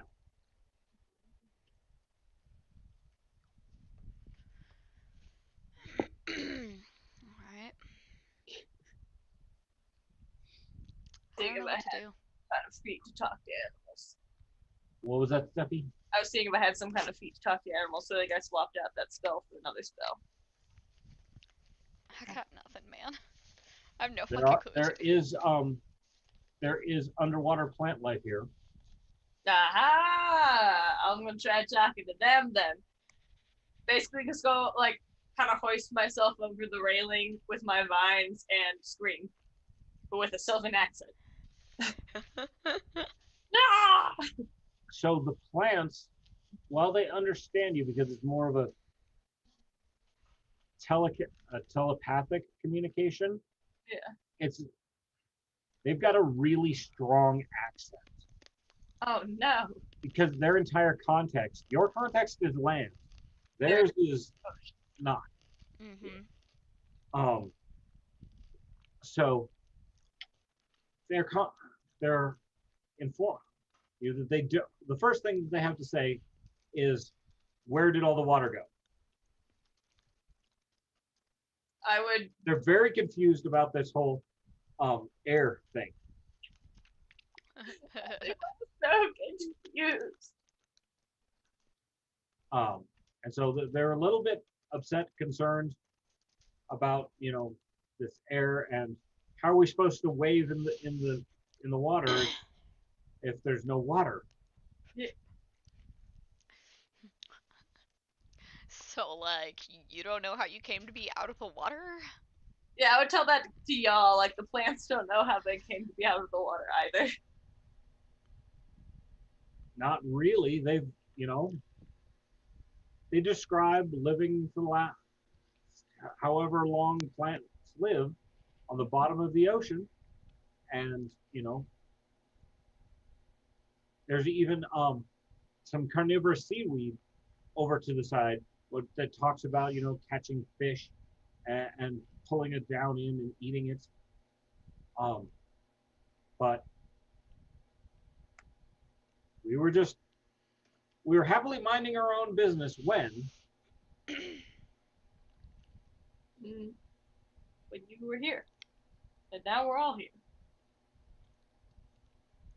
you get a really strange communication. There's a creature.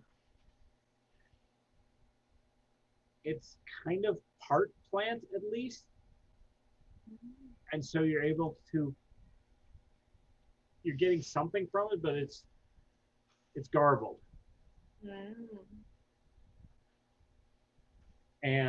But it's a ways away from the ship, so it's also very muted. I would try to go closer to whatever end of the ship it's speaking from. It's off of the port side towards the rear, but you're not able to get close enough to get any more information.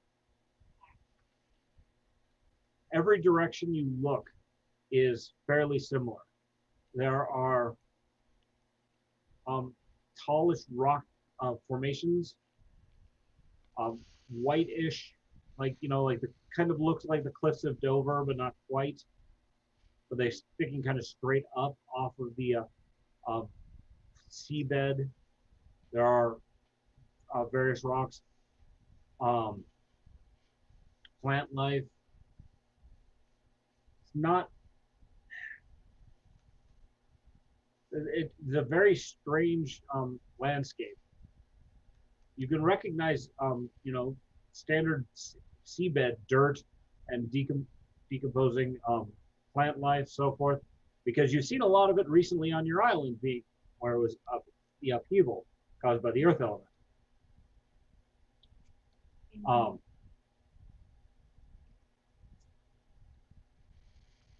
It looks solid, aside from the squishy parts. I might lower myself down via vine arm or something. Okay. You manage to land yourself in a patch of seaweed, and it's squishy, but there's some solid dirt underneath that. I would wipe away the dirt, see if I get below.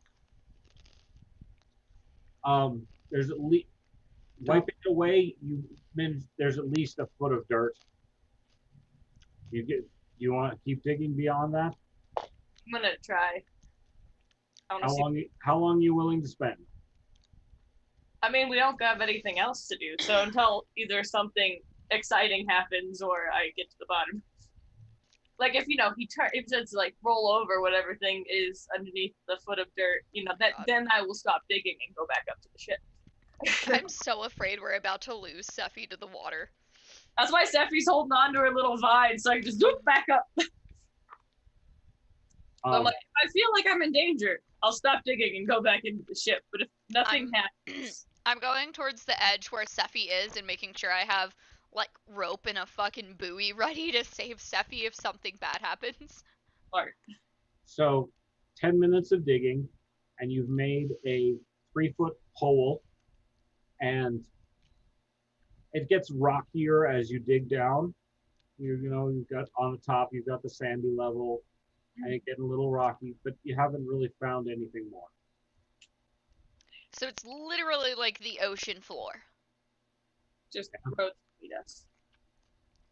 Seffi, you need to try to talk to your like fucking plant god or something, like druid god. Like figure out what the fuck is going on. Yeah, I might. Basically, as you lay that down to me, I just kind of sigh, exasperated, and then sit in my 3-foot hole and try to channel my deity. I'm doing my best. You just disappear in your little hole that you made. All you see is a little vine hanging out of the hole.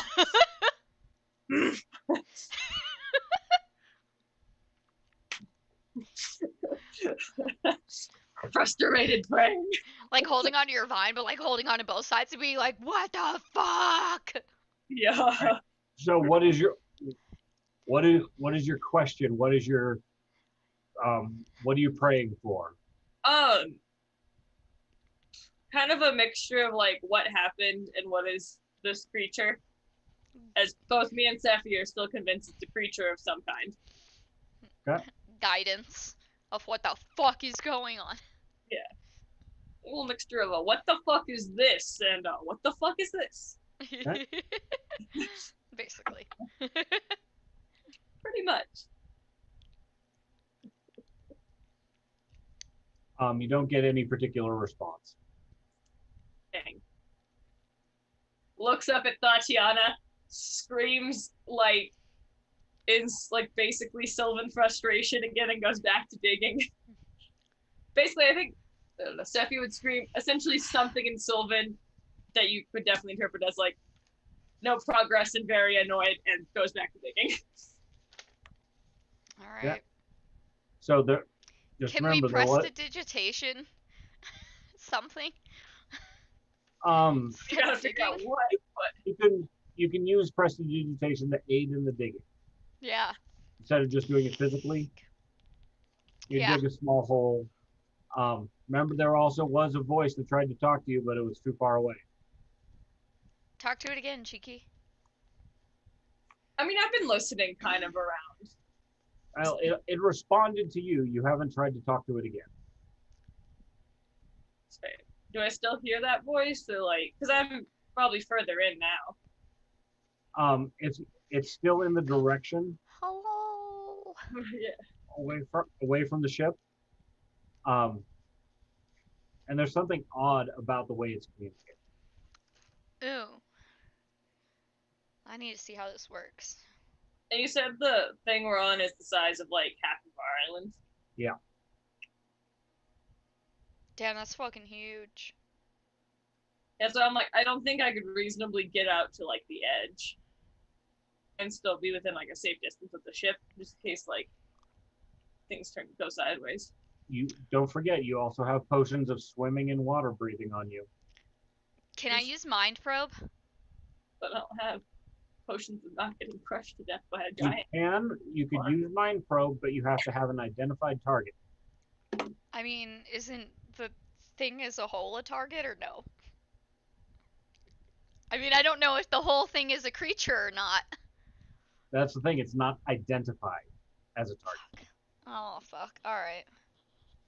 Damn. Kind of like you have to have awareness of what it is you're casting the spell on. Yeah. Well, that's why I was hoping I could maybe use it. Poop. Alright. Piss and shit.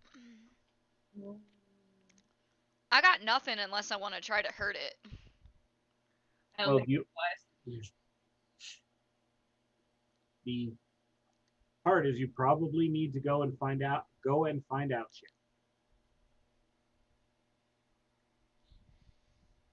Well, my whole yields nothing. I'll crawl back up on the ship. Make sure I have my potions. Tie a rope around me. Hand it to Kate. Make a thumbs up. And try to go walk to the end of the... At least closer to that voice. Okay. My whole yields no progress. Essentially, pull me up if I'm about to drown. So you run out of rope before getting within speaking distance of the thing. Waves back at Kate and makes longer rope signal. Kate makes a longer rope. She calls for one of the servants to bring her longer rope. More rope. It's the sailors that get on with the rope, and they join it and make sure that they've got a good handle on it. It's almost 50 yards before you can start making out what's going on. It's one of the rock formations. There's a voice coming from it. Can I go up to the rock formation? Yes. It's the rock formation is semi-conical and in a whitish stone. So I would touch it, and then I might roll a nature check to see if I can figure out what it is and what's up with it. Oh no, I got a nat 1. It's a rock.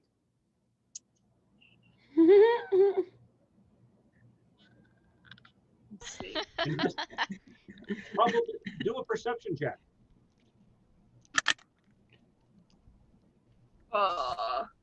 24. Out of the top of this thing, there is a worm-like body sticking out, and it's kind of bent over towards you. You know, it's got the mouthy thing. And there is, there's a sense that this creature doesn't fall strictly either into plant nor animal. It's kind of a hybrid between the two. Nice. Step back and have a bigger look at the thing in front of you.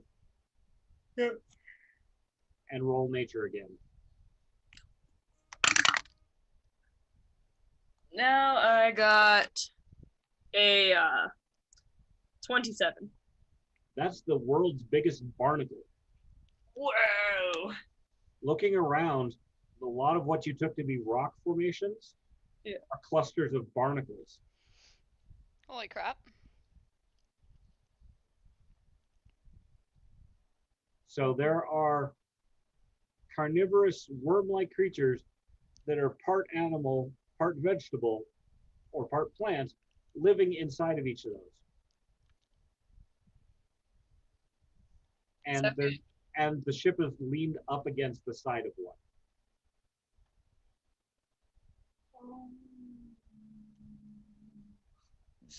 Thankfully, barnacles don't like being out of water much. Right. This one is. It heard your voice and is trying to respond in its own fashion. And it's asking, "What are you? Are you food?" Fish's head shaking. Definitely not. Fish It are doesn't have friends, not food. Well, but I would be head shaking though. Definitely not. Its primary senses is tremor sense. It's used to feeling the waves and the motion of water around it. So feeling you tromping along on the seabed up to it is how it's seeing, Yeah. Mm. but it's very imprecise because it's not its norm. Yeah.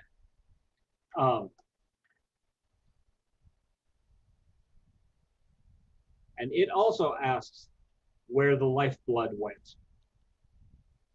Ask you the same question. We were just stranded here. Do you know why everything came up?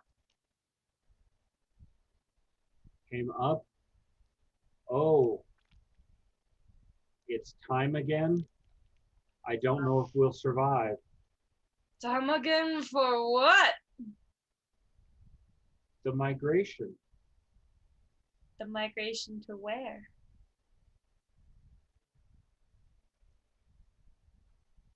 Okay, so here's the sarcastic answer. I ain't driving this damn boat. Ah! That is fair.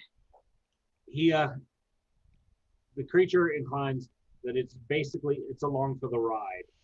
It's does not control where the water flows. Who does? The great one. How would I find this great one? It is all. It is everywhere. Does it speak? Pardon? Does it speak? It has never spoken to me.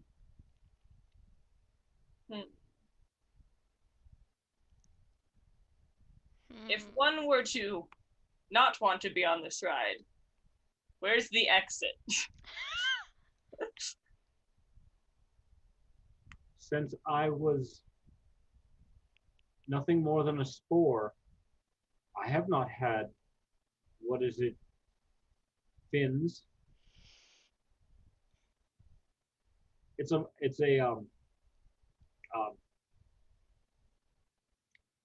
attached. It grows there, so it doesn't know about moving.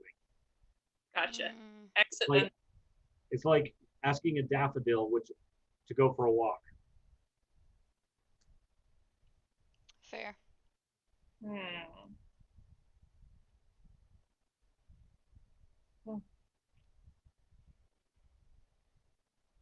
Steffi just kind of plops down and thinks for a minute. Which it probably would feel, because I sit. Has anything to say about that, but Maybe the great cluster knows. where would I find the great cluster?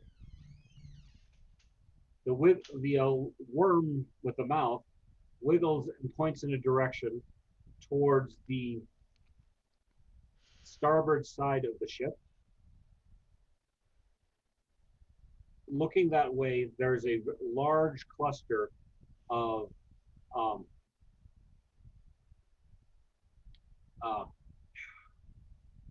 Rock barnacle. yes, barnacles. For some reason I lost that.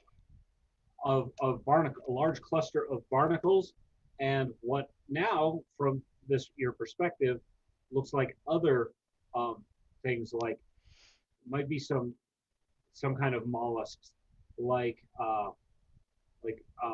mussels. Mm. So it's almost like a piece of reef that's one of the things that you saw as rock formations. It's about halfway between the ship and the edge of what you can see. But in the opposite direction of the way I am. Correct. See this Cool. rainbow? It's out here for you. Well, I thank the Worm Man for his help. is still a little frustrated because we're still stuck.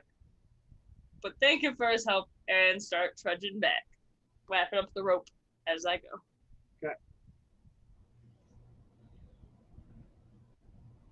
So, looking at the reef from the deck of the ship, what you see is a large conglomeration of reef coral, reef coral, barnacles, mollusks draped in various seaweeds. So at first it looks like a big lump until it's kind of pointed out and you get a better idea of what you're looking at. Yeah, I'd climb back aboard the ship and kind of relay everything that I learned to the group and to the Osirans, and then point out the big outcropping of barnacles and say that we need to go talk to them.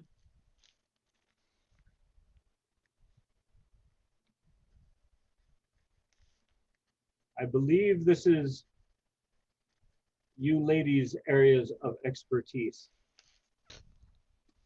I don't think there are any dignitaries there for me to try. You would be so kind as to figure out what is going on and what has befallen us. I would be greatly appreciative. All right, Steffi, go back out there. We've got your back. Steffi just looks at Kate, gives a sad thumbs up, and hops down the other side of the ship. So are you just going by yourself, Steffi? I mean, I think that probably would still be fine. Because For now. I'm right at the edge watching, though. Yeah, I need Kate to pull me in just in case, because I know she can pull me in super fast if necessary. She could just yank your bitch ass back on the ship with one jerk. Exactly. All right. She's in charge of the rope. All right, Steffi, give me a perception check. I got a 32. Okay. You're walking along across the seabed, the various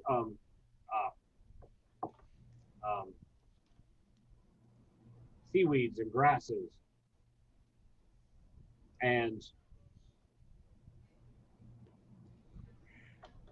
the ground beneath you gets squishier.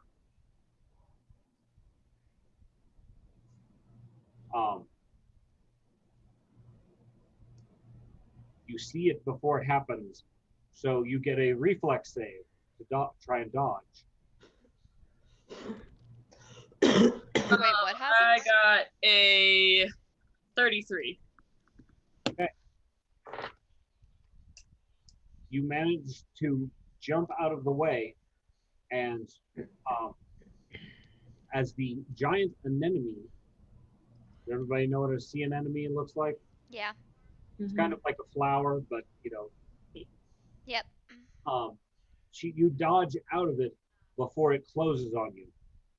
But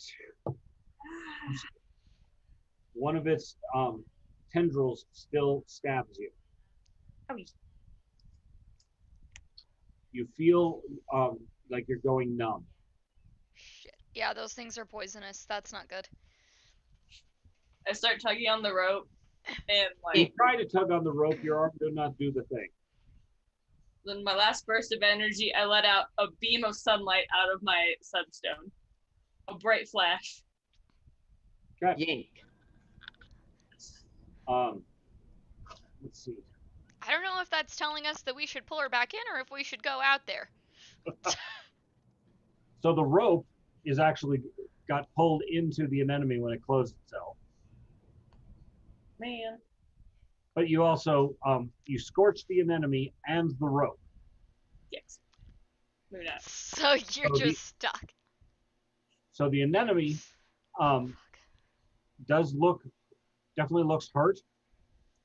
A significant part of it is burnt and scorched, so it retreats down into its inner little cave thing that is there as part of it, where its roots are. You're paralyzed. but you can see. You just can't move. I'm assuming that when Kate tried to pull the rope back, she realized that there was nothing attached to it and that Seffi never moved. So I panic and jump over the side and run towards Seffi. Okay.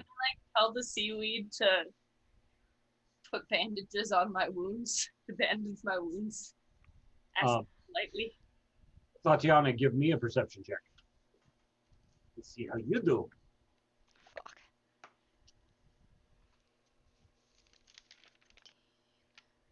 A 30. All right. So realizing that there are things out here, you pretty much follow the same path that Sephi did, and knowing exactly where the anemone came up, you skirt around it and are able to get to her without walking over anything else. All right, cool. Kate, do you stay on the ship or do you go join them? I think she got a distract. Possibly.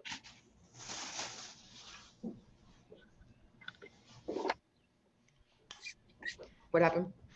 I was asking if you do you stay aboard the ship or go and join them? Tatiana ran across the seabed to go get to Sephi. Yeah, I'll join. Okay. I got distracted by ice cream. Okay, so it was a legitimate. It's I fine. want some ice cream. I Coming have back? I have Cajun crab dip. That sounds good too. When we're out there in October, Have a I can. am going to eat all the seafood. Yeah. All the seafood. Nom nom nom. I'm actually getting hungry just thinking about it. Uh, So I go up to Seffi and I'm like, oh my god, Seffi, are you okay? What happened? Sephi does not say anything. Check my Can she respond at all or no? The only part of her that's moving is her eyes. Oh Does the fuck. seaweed respond to my telepathic request? Oh, okay. Sephi, give me a fortitude save.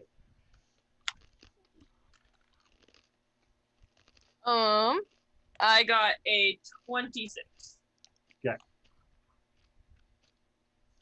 From your knowledge of nature and so forth, you know that this is temporary and that your body, not being mammal or animal, will probably fight this off very quickly. Excellent. Had you been animal or fish, more specifically, this probably would have lasted much, much longer. And possibly even, paralyze things like hearts.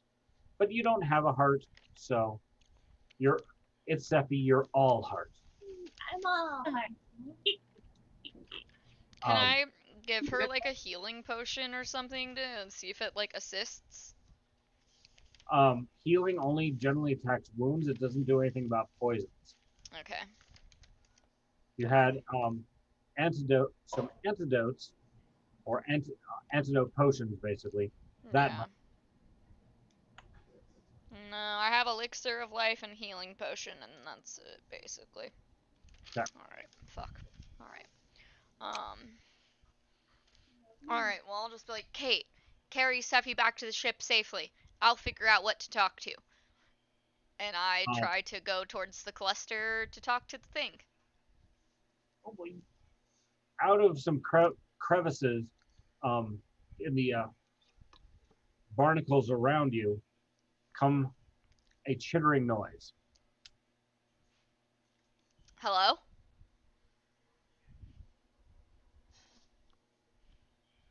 A bug-like head pokes out of a hole. Hey, how's it going? The bug-like head is as big as your head, Oh dear God. followed by a body. It's about 10 feet away from you, but it's kind of lobster-like. A very large lobster. Have we encountered these before? Nope. Okay.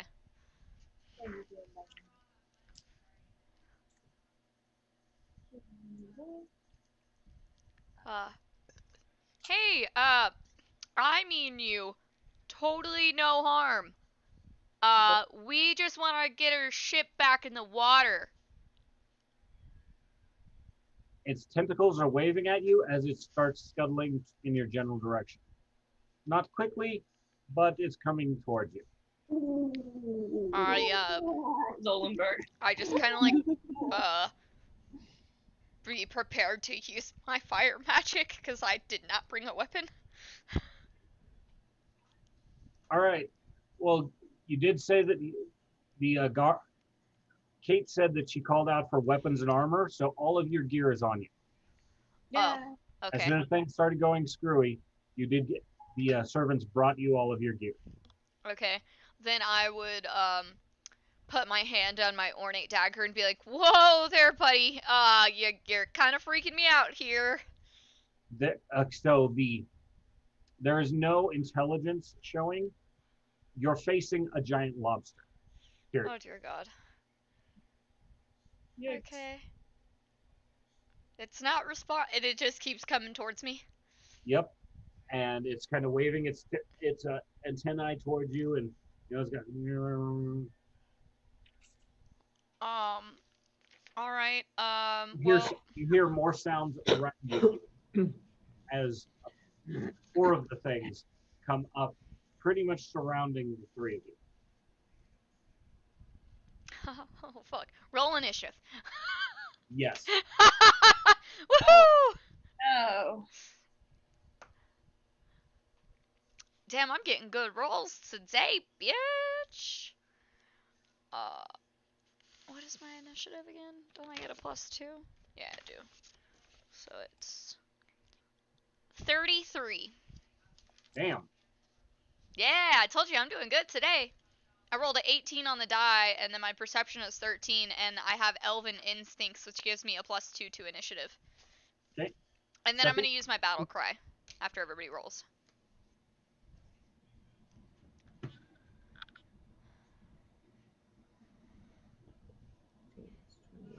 I rolled I got 30. 30 for Kate. What about Steffi? I got a 28. If they roll higher than us on initiative, I will be slightly It's surprised. call me a problem. Hey, we all did really good. 28, 30, and 30, 33. Be hard pressed all of them to get in front of us.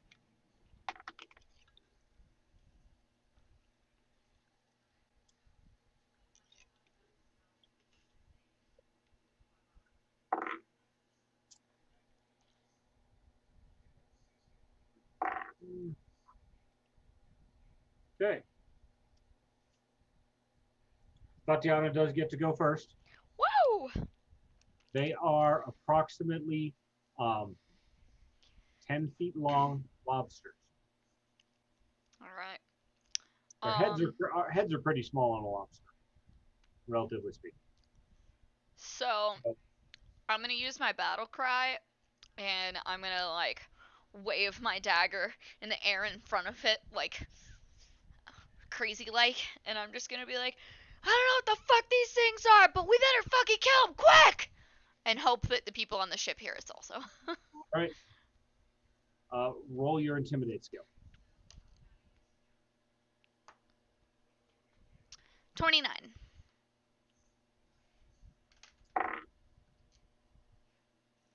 The one immediately in front of you that came out of the hole and is closest its behavior seems a tad hesitant. Okay. Good. Back, beast. Get away.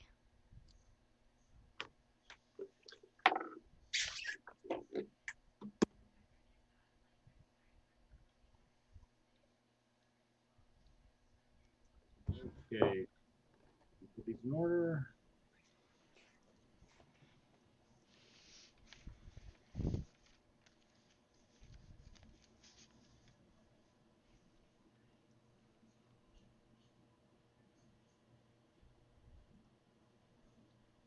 All right.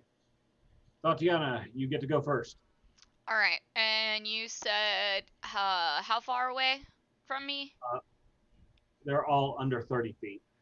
All under 30. Any of them within a 15-foot cone? You could hit 2 of them. 2? Alright, cool. Let's do that.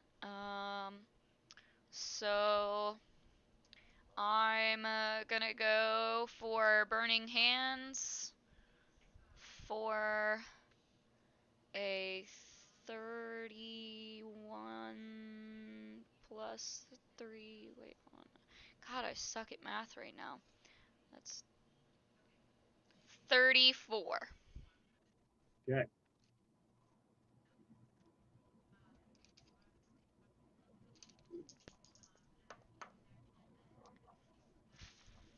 Five points of damage.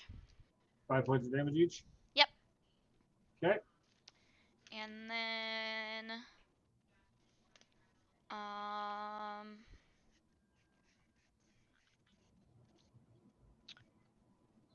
I'm gonna go for Elemental Toss at the one that's right in front of me.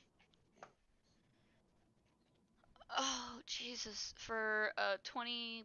Okay, hold on. I'm really not doing. I'm so good at math. Why am I failing right now? That's 29 plus 8 is 37. 37. Okay. And how much And damage? well, that's gonna be 4d8, and I just need to grab the 4d8s and throw them. And Kate, you'll be up after her. And that's gonna be 10, 18 plus 5 is 23, 20, 25 points of damage. Okay. And I'm pretty sure Vesta stayed on the ship.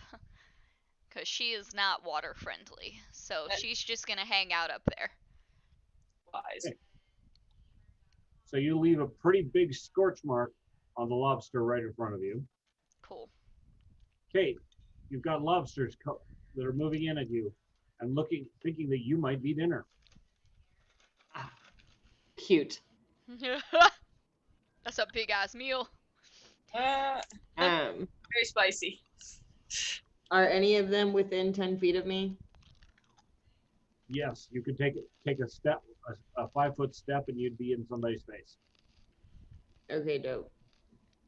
So I'm gonna close the gap, and I'm gonna swing my great axe at them. Yep.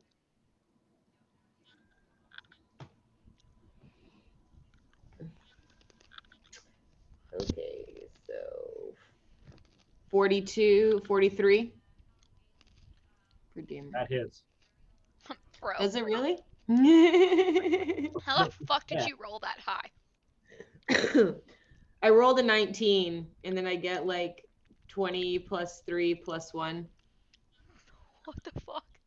With You're 20? Huh? I'm wondering where you get the plus 20. From my great axe with my level, all my the level up. bonuses. We might have to look at the math on that. It might not be written down correctly. Okay. I don't think it should be plus 20, but I mean, it might be with all her bonuses, because mine's a 15 for my Okay. dagger. Yeah. all right. Well, yep, that's enough to hit the thing. And your great axe slices into its armor pretty hard. Fuck yeah. The armor on these things is thick and hard, and they're not going to be. It's not easy to penetrate it. You either have to find a weak spot or hit really well. As Kate just hit really well, were you aiming for any particular part of the body when you made that swing? The head. Excuse Okay. me. Roll damage.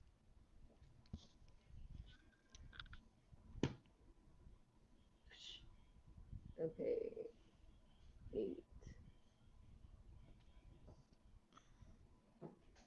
That's 11 for damage.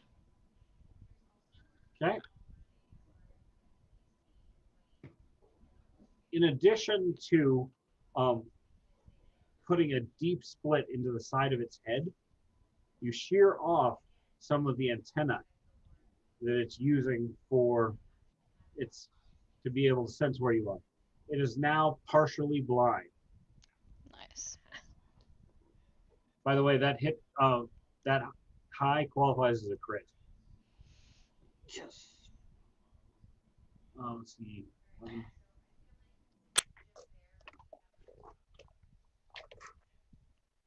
So functionally, it cannot see on its left side.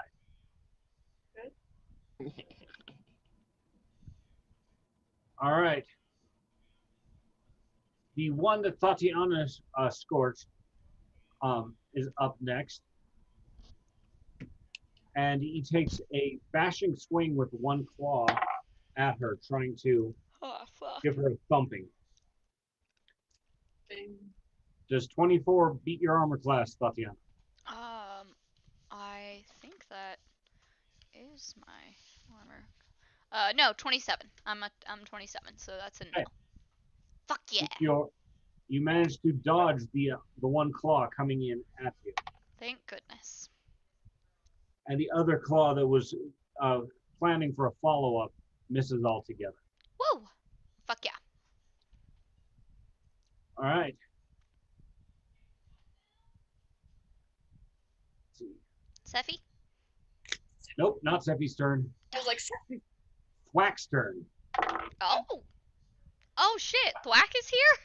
Of course Thwack's here. He follows you Duh. everywhere. God, Oh. I know, I forget about him sometimes. Is he still on the boat or did he come down with us? Well, you weren't watching because you jumped and run when your friend was hurt, but Thwack is given himself a position halfway up one of the large barnacles and is shooting arrows, which he is igniting as he fires them. Yes! Fuck yeah, Thwack! an icon. So he figured out how to put a flame weapon on his bow. He's such a badass. I So love Thwack. for a certain amount of time, all of the arrows he shoots will be have magic flame on. I love that I, like, accidentally acquired him in the first fucking session. He's been an asset ever since. I know! The first arrow just bounces right off of the lobster's back. The Dang it. second one actually manages to slide under one of the plates as he's shooting at it from behind, and does lodge into the Sweet. which causes the lobster to make this shrill scream noise. He just got a hot poker shoved in his back. Basically, yeah. All right, now it's Steffi's turn. Give me a fortitude save. Wondering what we'd do about that. I got a 34. Okay. The poison is wearing off on you. Right now, you can move your head and one arm. Is that enough to cast spells? We'll make it up as we go along. Depending upon which spell you want to cast, see if you can do it one-handed. But you can do the verbal things and you can do the hand things. Let me look at my spell list here real quick.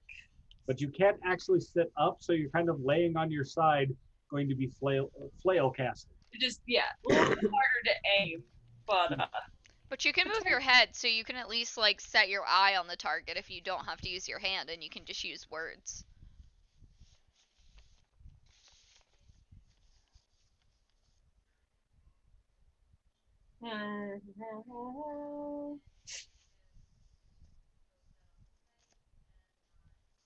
I'll do a hydraulic torrent towards the lobster that's attacking Tatiana.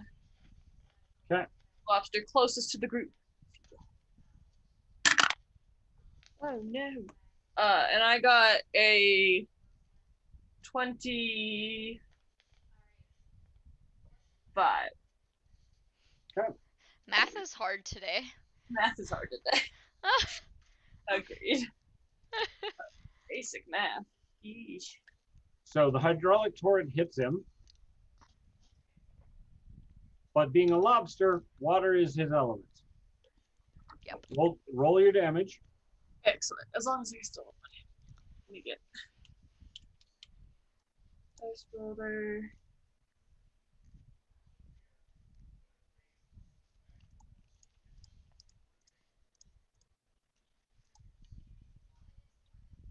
37 points of damage. Okay. He only takes half of that. And then he has to attempt a fortitude save not to be knocked over. Automatic success because of the number of legs, and it's his element. Ah. Totally fair. He gets slammed, but, he's used to getting slammed. I bet he is. Little Ah. freak. Is this a lobster sex joke? Maybe. Gotta happen. Gotta let it happen.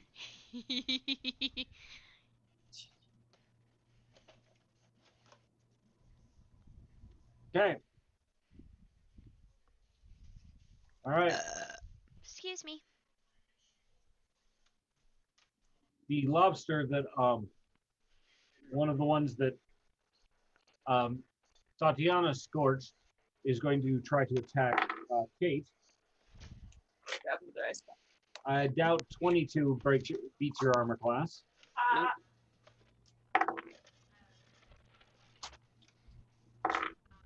All right, he gets a nat 20 to hit you on his final attack. And he's going to try and grab you with his claw. So now I want you to do a strength check to see if basically when he goes to grab you, if he can try and start crushing you, or if you can hold him off. What do I roll? Sorry. So roll a d20 and add your strength modifier. My strength modifier?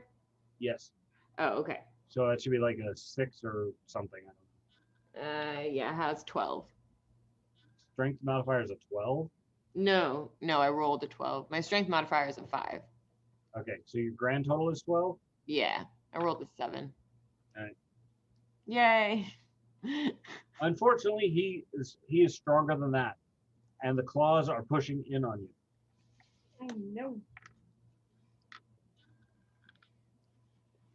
14 points of damage as he's trying to crush you with his claws. Yikes. He has a hold of you. Your feet are no longer on the ground. You kind of got your hands on the claws. Okay. That sucks. It's a good thing that Kate has like fucking 140 HP or some bullshit. Oh yeah, if it was anybody else, they'd be too. I'm Yeah. like, she'll make it out of this one. Oh, Yeah, Yeah. I'm like, I'm fine. I can barely feel Kate's this. fine. That's like a Yeah. paper cut. Yeah, precisely. Lobsters, they ain't shit. Literally, it's double my fucking health. Makes me so mad. I'm All right. like, oh, she'll be okay. The intimidated lobster in front of Tatiana moves forward and tries to attack her, and gets a 23, which is not enough to hit. Thankfully, no. And the second one's not enough either. Cool. Yay. Fuck you, bitch. The blinded one that Kate had taken out one of its eyes comes in from the side and rolls a nat 1. Being blinded, he slams the lobster holding Kate. Nice. Let's see. Ooh, he gets hit hard.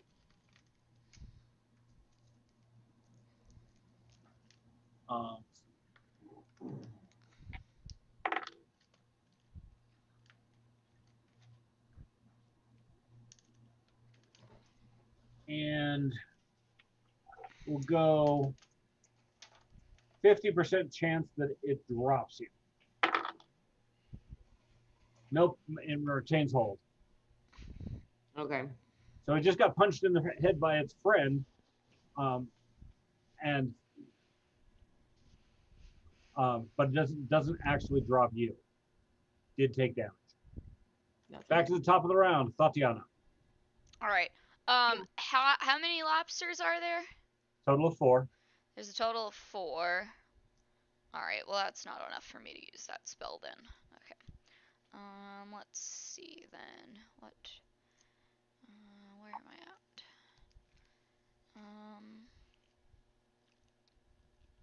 I'm gonna go for Fire Arc.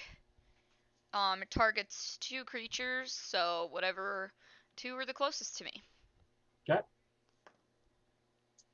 And that's gonna be a 30 something.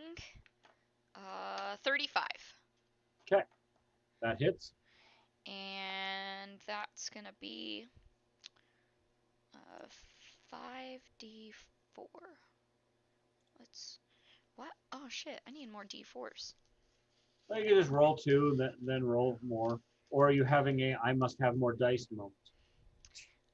No, I have more dice. I just didn't get them all out, so I just have to like grab them really quick, and then I can roll them all at the same time, and that'll make my life a lot easier. Where the fuck? I'm kind of like a dice elf. I must have the specific pretty shiny ones, but I only need 1 set. Okay, I have 2. And kind of like a dice goblin. Well, my backup dice that are on the shelf, I've got lots. Wait. What the? It's got the 105 pack from Wish for $30. Mm-hmm. And then a couple little things. Got some blood stain ones. Got some bone ones that aren't real bone. So my friend, Jeremy's friend Ashton, folded and bought the human femur dice for like $100. Human femur dice? Yeah, made out of human femur. Okay. 23. Yeah, because he's edgy, and I quote. 23 damage. 23 points of damage. Okay.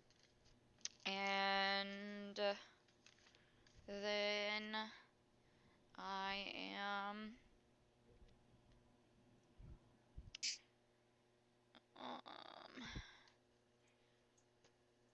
I guess I'm gonna go for elemental toss again, if the one in front of me is still alive. It After is. the like 40 something points of damage he's gotten. You mean the 72 points of damage? Oh dear god. And that's gonna be a 31. 31 still hits. Alright. And that's gonna be 4d8. Kick this motherfucker's ass eventually. Mm-hmm. It's gonna be 8, 9, 11, 22 points of damage. Better be getting close, damn it. This thing is heavily scorched, and parts of its gray body armor are turning red. He's on fire. Ever cooked a lobster? Yeah. Lobster are actually a grayish color. Before you cook them, that's when they turn red. Yep. Nice. So Tatiana is busy cooking her lobster. Yeah, we gonna have lobster for dinner tonight, baby. Can feed the whole shit. All right. Your turn, Kate. Bless. Okay. I'm going to bash at the Damn it. things that are holding me with my spiked gauntlets. Okay.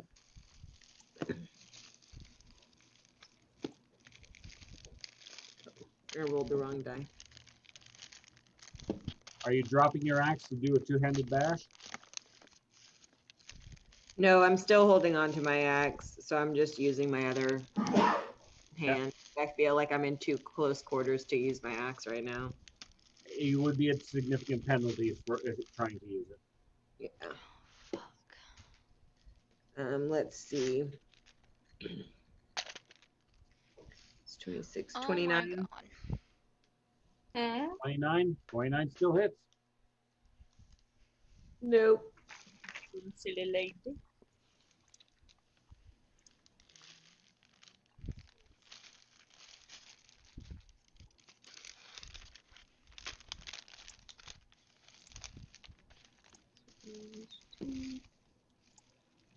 Uh, 12 points of damage.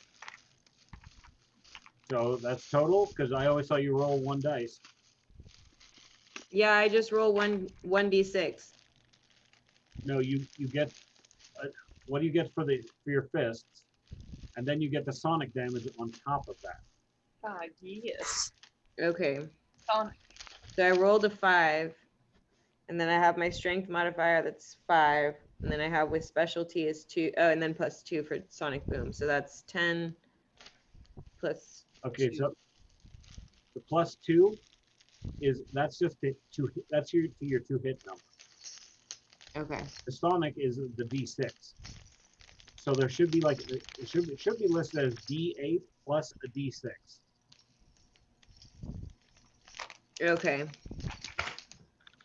Or two, basically two. I think it's 2d6.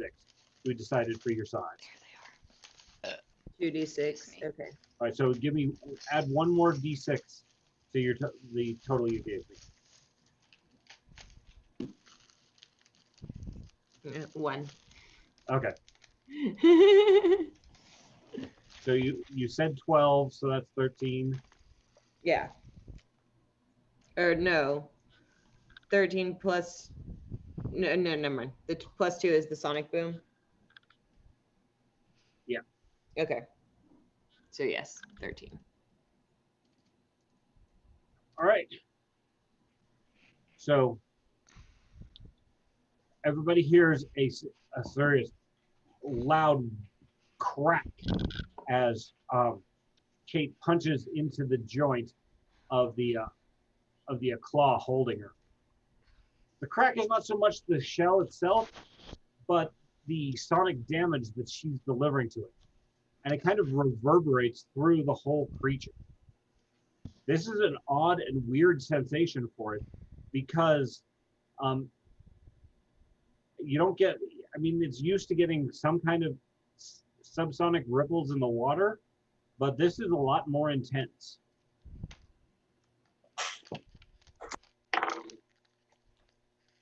%, odds, and it drops you. Yay! You startled it just enough that it dropped you. Nice. Okay. The almost dead one right in front of Kate is trying to back up and get back into its hole. Hang Right? on. No, excuse me, not Kate. They're- The one that is in front of Tatiana. The thing is severely maimed. Half its legs don't seem to be moving. And it's trying to back away from you. As it Tatiana, you have a chance to attack. Oh. Basically, you have only one action. Oh. Well, elemental toss it is. Okay. I got a nat 1. Oh no! I don't usually fight people that run away from me, obviously. Feels so wrong, even if it's a lobster, to fight something that's running away. You hit your fire blast goes awry and hits the barnacle that it's backing around. Thanks. Whoopsies. Okay. Quack's turn. Yay, sweat. More flaming arrows coming in. Both of which are misses.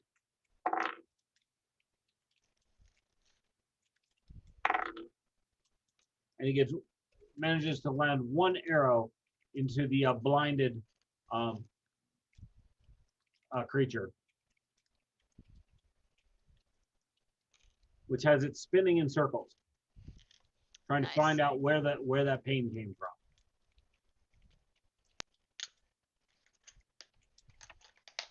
Okay, Seppi, Okay, so who else? Constitution check. Check. Hey, now we like that number better. That number worse. Count of 5. You do not regain any more motion than you did on your last turn. So you could still move your head and one arm. You know, that's all I need. Head and one arm. And then, how many lobsters are left? There's one that is backed away out of sight behind the thing, and there's the other 3. Other 3 are still causing issues. Yep. All right, well, I'm going to cast some searing light onto the one closest to one of my team members. However, Okay. looks like they're being the most careless. And I got a math is hard. I got a 27. 27 hits. It's only enough to hit the blinded one. So we'll go with that. Blazing ray of light that deals 5d6 fire damage. So that one will take 17 points of damage. Okay.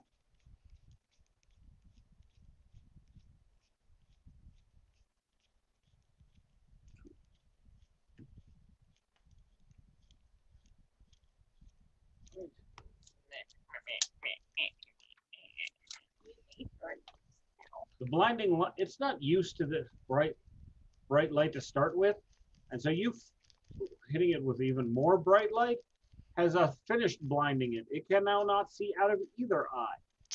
Amazing. Now is super blind. Right. Not having a good time. Not just left side blind. Yeah. Okay. Super cooked lobster. We're gonna eat well. That's all I'm saying. Sea anemone, lobster. Even if we just are stuck on this thing forever, we're gonna survive because we will eat well. Mm-hmm. Proof. Seafood feast tonight, baby. The lobster that was trying to crush Kate rushes in to repeat the tactic, but Kate has seen it coming. It's not very creative in its attack, and so she's easily able to dodge, and its blows completely miss. Yes.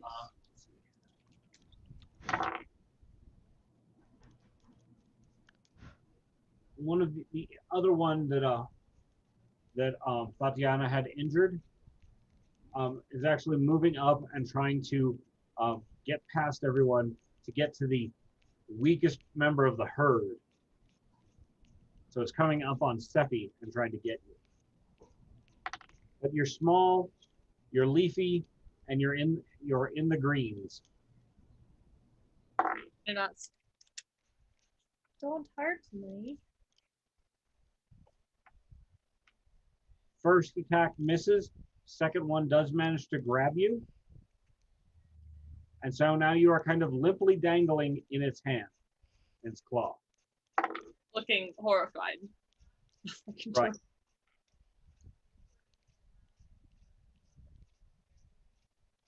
You don't have two arms to try and fight off its crush. And so you take 9 points of damage.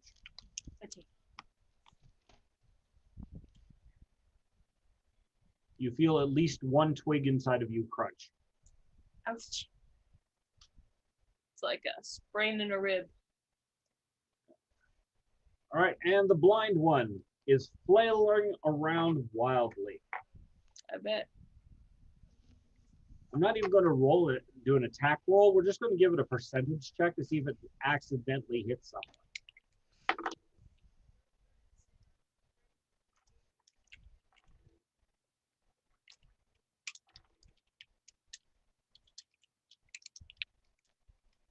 Yep, it hit somebody.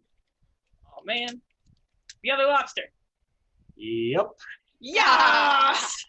On a percentage dice, it rolled a 5. Yeah.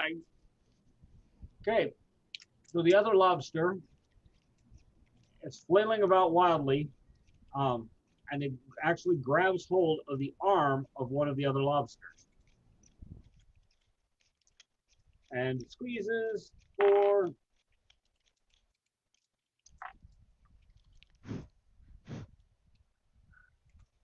Gives the other lobster an additional 12 points of damage.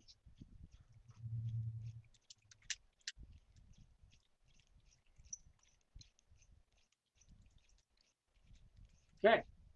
Tatiana, back to you. Is anybody within a 15, or is there multiple targets within a 15-foot cone? Yes, if you turn around, the one that's backed away from you is no longer in front of you. So there's two more that are facing up. One's holding Seppi, and one is immediately in front of Kate. But if I hit the one holding Sephi, I hit Sephi too, don't I? You would. Yeah, I There's don't- also the blinded one. He might be able to, but he's kind of flailing around wildly. So,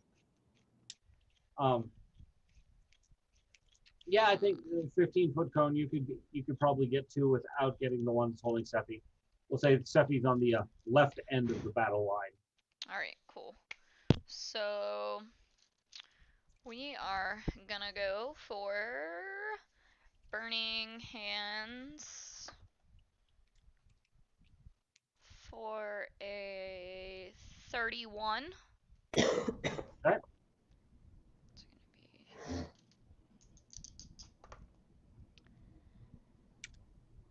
14 points of damage.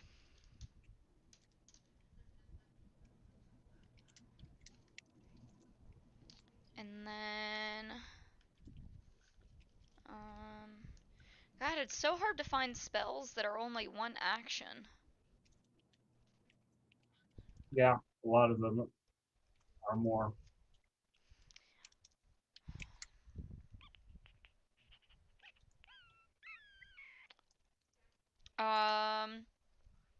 I guess I'm gonna go for Daze on a target, the one that's holding Sephi. Okay. And I got,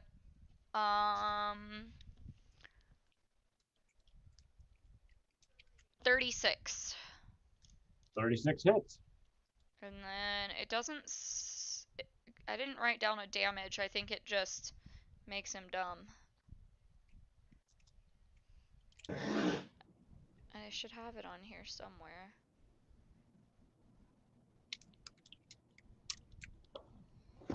Kate, while she's looking that up, what is your action? I'm swinging with my axe. Okay. Eat 'em. At whoever is closest to me and at their head. I rolled a 17. It's 40 points of damage. What was that?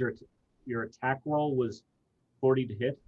Yeah, I rolled a 17, and then I have 20 plus 3. Big smack. And how much damage?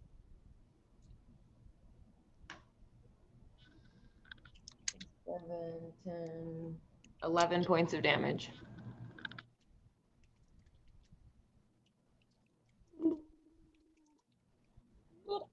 And I taunt.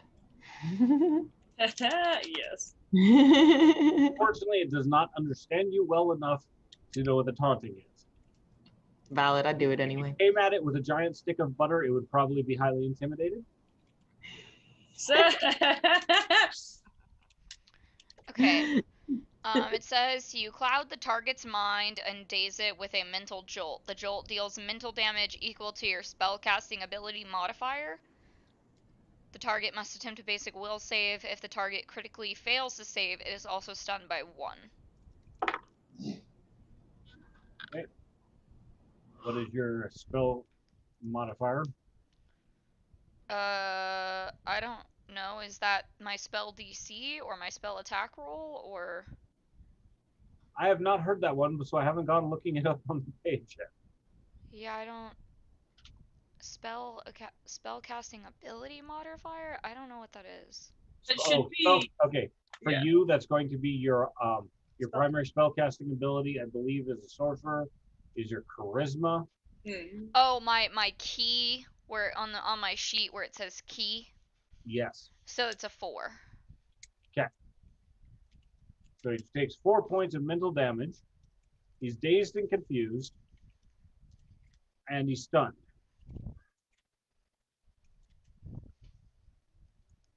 All right. 50% odds he drops Sephi. And he drops Sephi. Yeah. Yay!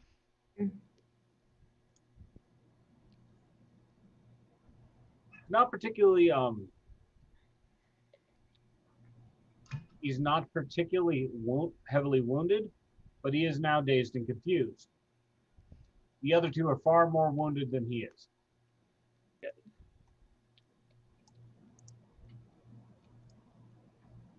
Okay. Whack.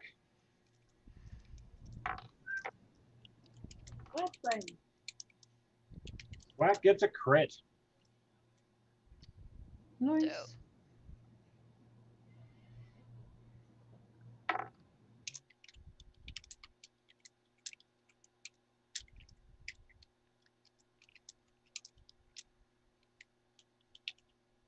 And he puts an arrow into the plate right behind the head of the blind one as it's flailing around and drops it to the ground.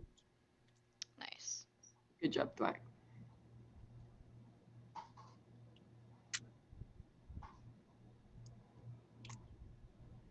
Okay.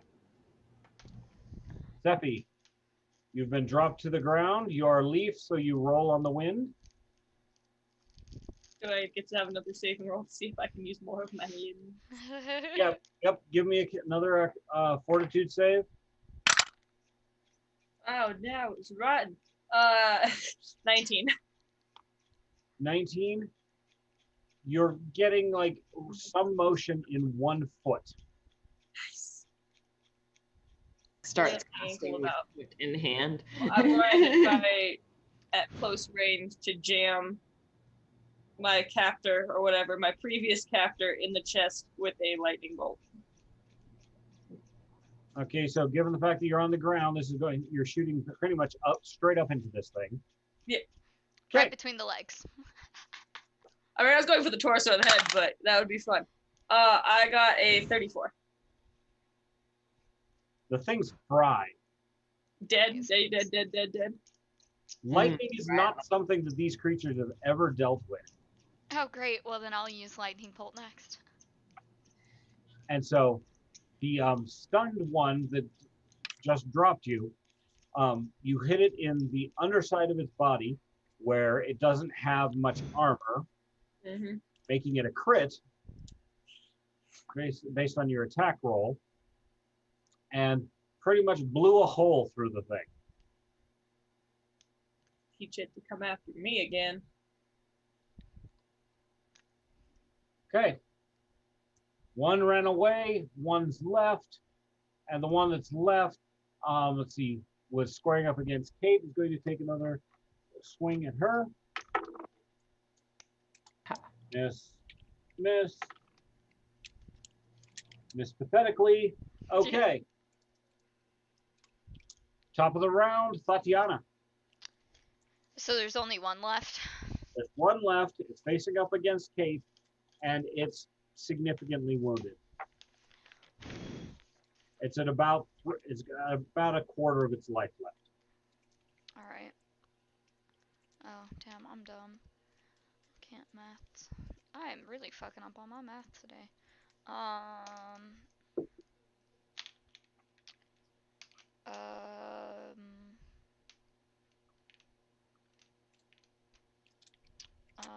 I'm gonna go for produce flame for 29. Hit. And that's gonna be 1d4 plus. Oh no, what happened to. Oh, there it is. 3. 8 points of damage.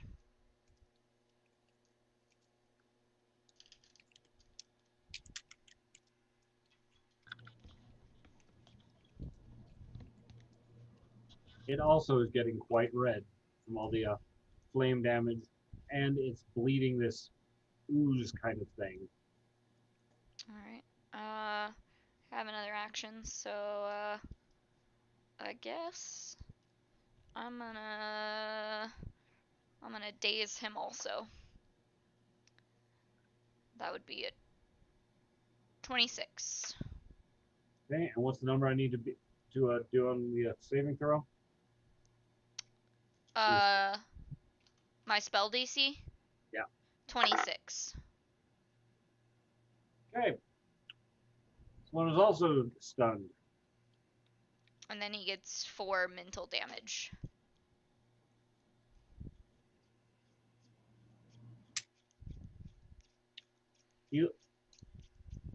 This creature is quite confused why these small fish that it's fighting are hurting it so much. These fish are feisty. All right, Kate, your turn.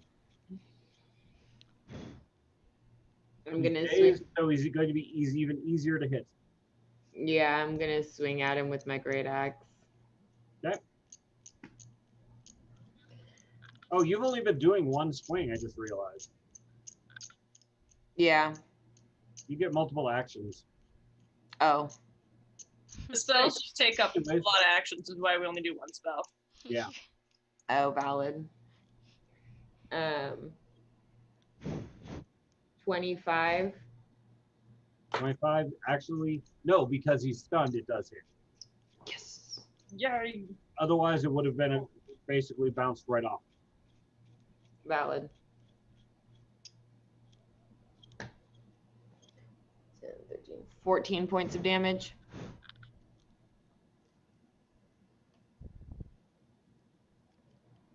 The thing is almost dead. It is staggered. You've lopped off a leg, and it looks like it would try and run if it had the chance. Take another swing at it. Try to run, assuming that it could, but it can't. Because I'm swinging at it again. Sucks to suck.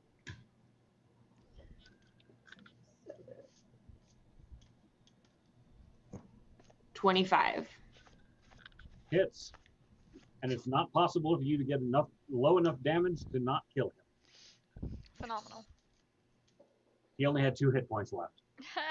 Oh, nice. Amazing. All right. You have 3 dead giant lobsters sitting in front of you. One that scuttled away and was in a world of hurt.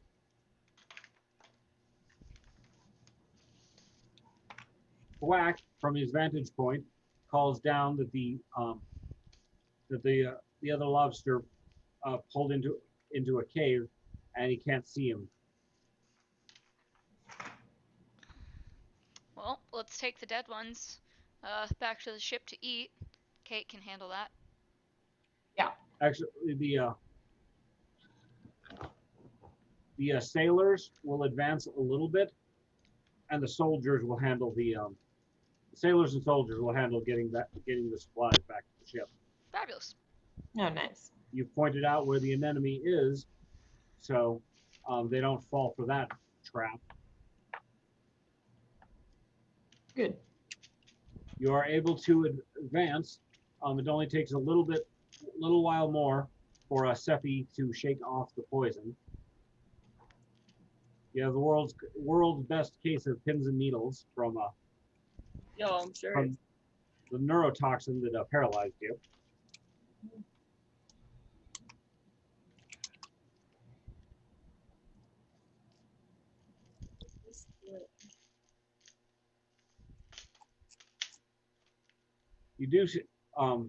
You do see some other creatures on your way there, most notably a pretty significant sized octopus who just watches you. Interesting. At first, you didn't notice him. Thwack spotted him up against one of the giant barnacles. His camouflage was such that he was blended in, but his eye motion gave him away.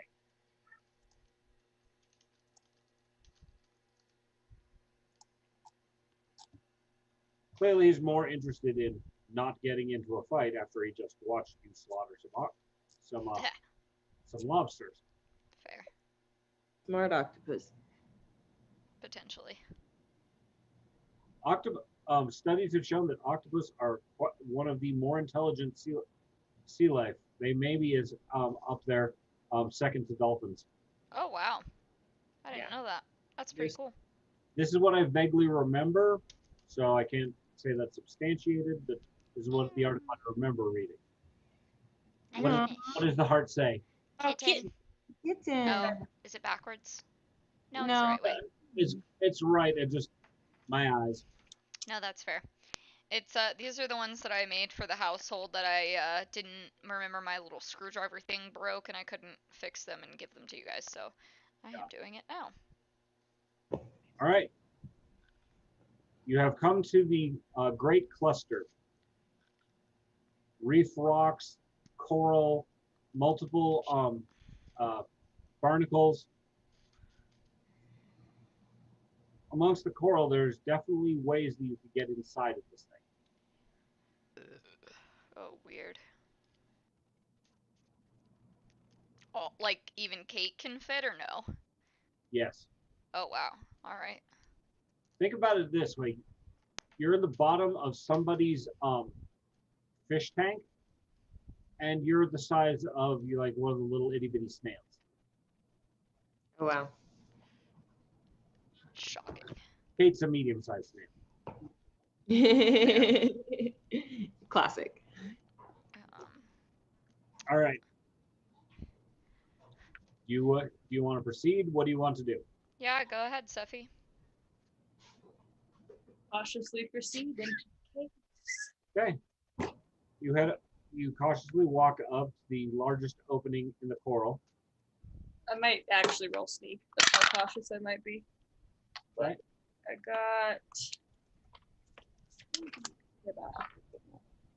got 20.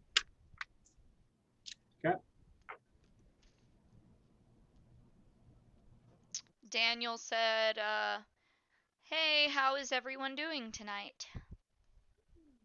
Doing pretty good, and there's apparently lobster on the menu. Your lobster on the menu. Nom, nom, nom, nom, nom, nom. But now we got The biggest question is, do we have enough butter? your sirens better pack a lot of butter.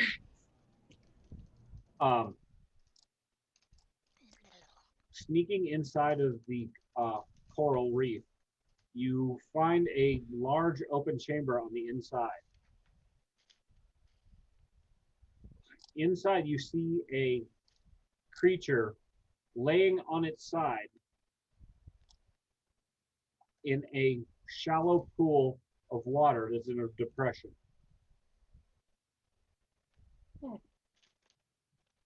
It is an odd thing. It is definitely some kind of crustacean, but it has appendages. It's kind of like a cross between a clam and a person, and a crab. It's nice. Cute. Yeah. It has a clam shell, yet it has crab legs on it and Weird. crab antennae coming out of the mouth of the clamshell. Sounds like a Pokemon. Right? It does, and this one does have some tentacles. It's kind of laying in this depression, staying underwater, but the top half of the clamshell is above, and the eye stalks coming out of its mouth are looking at I tried to talk to it just in case it's, 1/8 plant on its father's side or something. you. Speak with plants does not work with this creature. In case it's just intelligent. Too intelligent. It does make some gurgling noises at you. Oh, that's something. You speak Aquan? Nope. The only person who speaks Aquid isn't here. Yep. Do you have any tongues spells? Nope.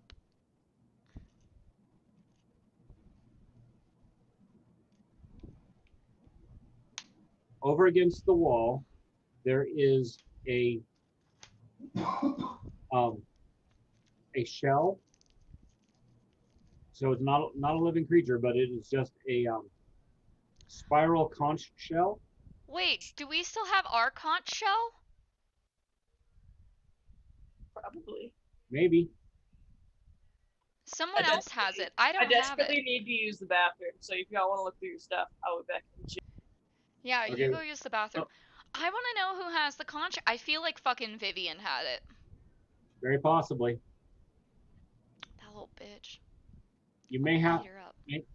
Next time you're in the capital, you might want to talk to her about what's in her inventory and Mhm. getting some of the stuff off her. Yeah, I'm because also I'm also going to take a break. Yeah, that's fine. Yeah, I'm pretty sure she has it. Damn. You wouldn't have it, Kate, because you weren't with us in that episode. We did like a beach episode, and we went to like the beach and we explored this cave and we found this conch shell that calls like the mermaid people. And I was Oh, like, cool. damn, why didn't I think about that earlier? Like, we could have called a fucking mermaid person to come up here and tell us what the fuck is going on and help us because, like, this is their terrain, you know? Yeah, definitely. But, it's a little late for that. Just a little bit. And I'm pretty sure Vivian has it, so. Fact.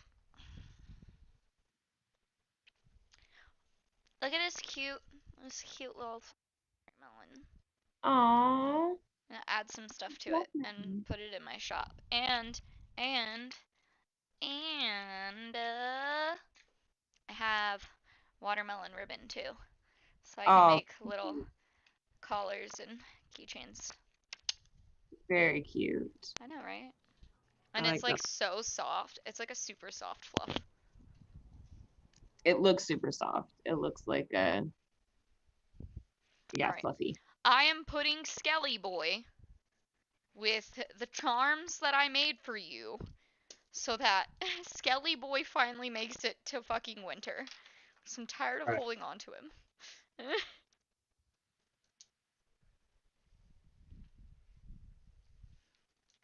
Have to get oh shit. I have to get a bag and put them all in.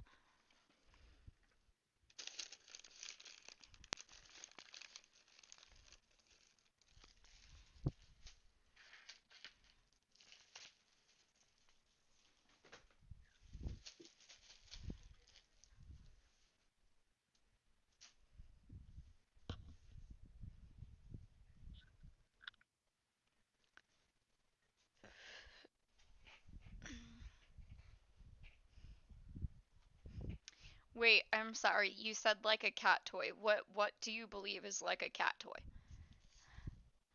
Because I definitely did not have any cat toys.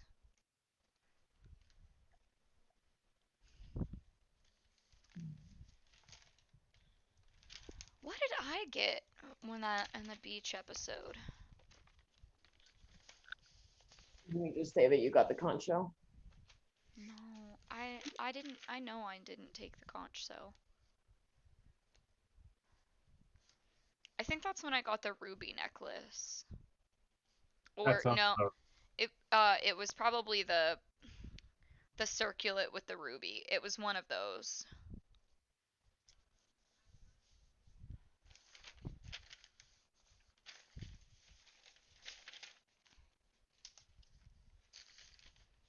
Beach episode. so. Having gone to Thunder in the Mountains this last week, I was highly tempted to have another side episode where somehow your characters all got sent off to a convention Oh, of that'd some be fun. variety. That'd be very fun. That would be super You'd interesting. destroy a convention in the best way. Now we just have to decide, what kind of convention and what's the adventure. The adventure of the convention. All right. Now, I got the ruby necklace. Let's see. Story. And I think Vivian got Vivian did have the necromancy conch shell. books. I'm almost certain I did not. So with one of the tentacles, this creature gestures over towards a shell that's sitting, against one of the walls of the chamber. Yeah, Vivian has the fucking conch. I have it written down. Vivian has it. Anyway, sorry. Continue. Yeah, I'll take the conch off the wall. Shell, well, it's a large oyster shell sitting at the base of the wall. It's not a living one, so when you go to lift the lid, it's almost like it's been used as a chest. Inside, there are a few things. There's a old rusty helmet. A something that's been carved out of bone. Can't quite discern what it is. Hey, And Kate, you want to take a look at this? Sea lore, basically. Right. It flaps a tentacle and is like no, not that. And then there's a small pearl. You hold that up, it flaps its tentacle towards towards him. Holds the pearl out to him. Drops it in its mouth. No. It picks it up and holds it back out to you. To put in your mouth. He's telling you to put it in your mouth. Put it in your mouth, Steffi. Eat it, Steffi. Eat it. Do you actually put the pearl in your mouth? Yeah. Okay. The pearl settles itself underneath your tongue. And you feel some magic flowing through you. Now, can you understand me? You have this is what's called a pearl of tongues. Oh. It's a reasonably common magic item used to allow people to speak and understand a specific language. Fuck yeah. He just happened to have a pearl that allows you to speak Aquan. Makes sense. Useful item. Dope. You are a surface dweller. Welcome to my abode. Thank you. We're on the big ship up there. We're wondering how to get off of here and back into the water. I too would like to return to the water. This puddle is not that comfortable. I will have to dig it out some and pray for more water before the Great One decides to resubmerge. Who's the Great One? You don't know where you are. Oh, that's funny. He proceeds to spin the tail of one of the great sea turtles. So yes, you were right all along. Yes, excellent. I'm glad. That feels very Satisfying. Yep. Every now and then it will get up, wake from its slumber on the seabed, and migrate out into the deep ocean. It is nowhere near on schedule. It should not have woken for another 500 years or so. I'm thinking it's all the local seismic activity has woken him. What do you mean? All of those earthquakes that we caused. Oh no! Oh, friend, how could you? Oh fuck. Between, sinking an island, raising another one. Been a lot going on. We kind of like set off the alarm Big clock. turtles. It's more along the annoying neighbors. I'm moving. Fair. So I'm like, we did a lot to disturb its slumber. Yeah. Yeah. I cannot go speak with him. I must remain in the water. It is very uncomfortable for me to spend any time on land. Now, you, on the other hand, do you think you can convince him to resubmerge? At least long enough for you to find maybe a different place to be and for us as well.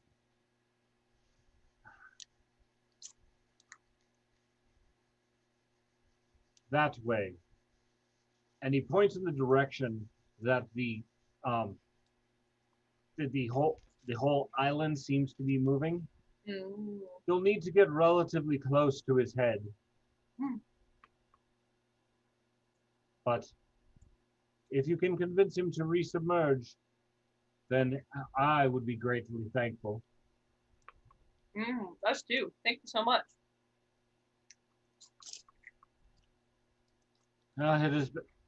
This is the third time he's migrated.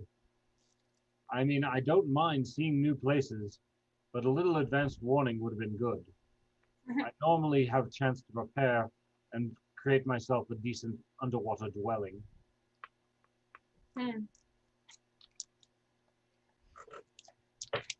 Effie, I don't, what does he do? Uses control water to raise the water level around him by 10 feet. Which is active.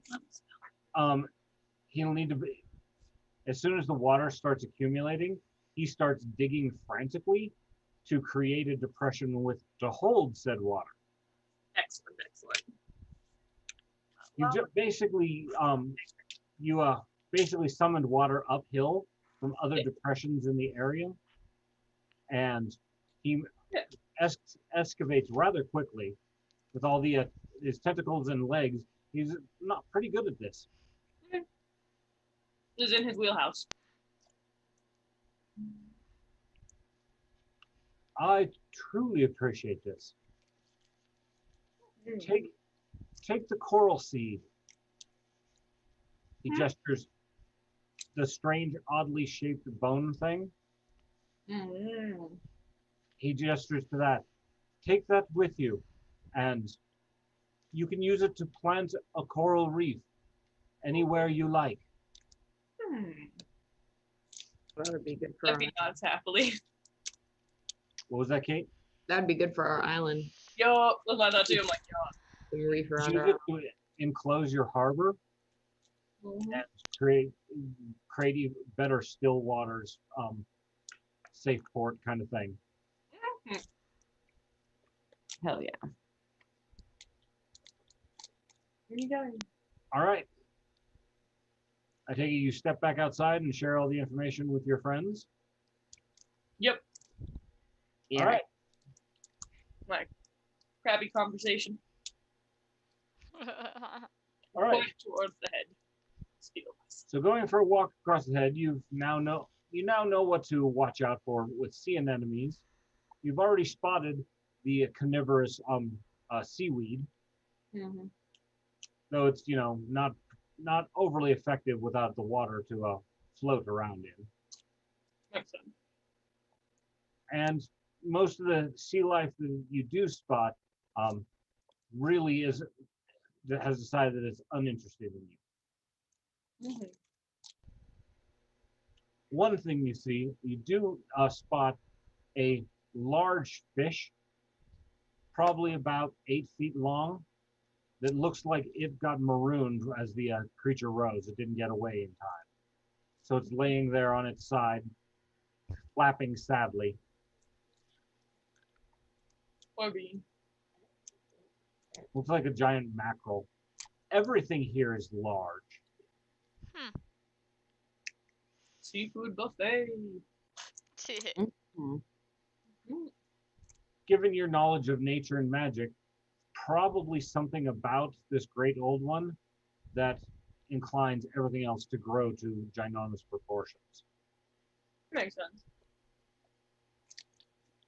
So after a decent walk to get to the head of the sea turtle, you come to a rise in the edge of the island.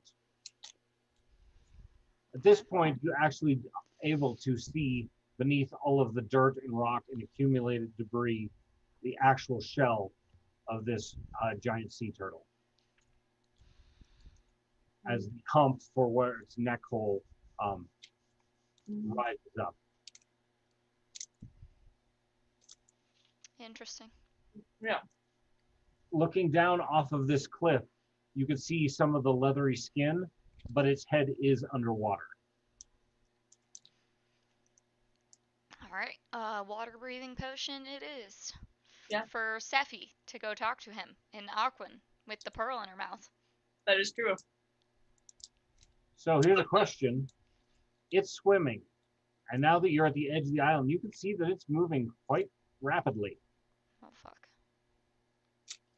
So getting in the water and keeping up with it is questionable at best. Yeah.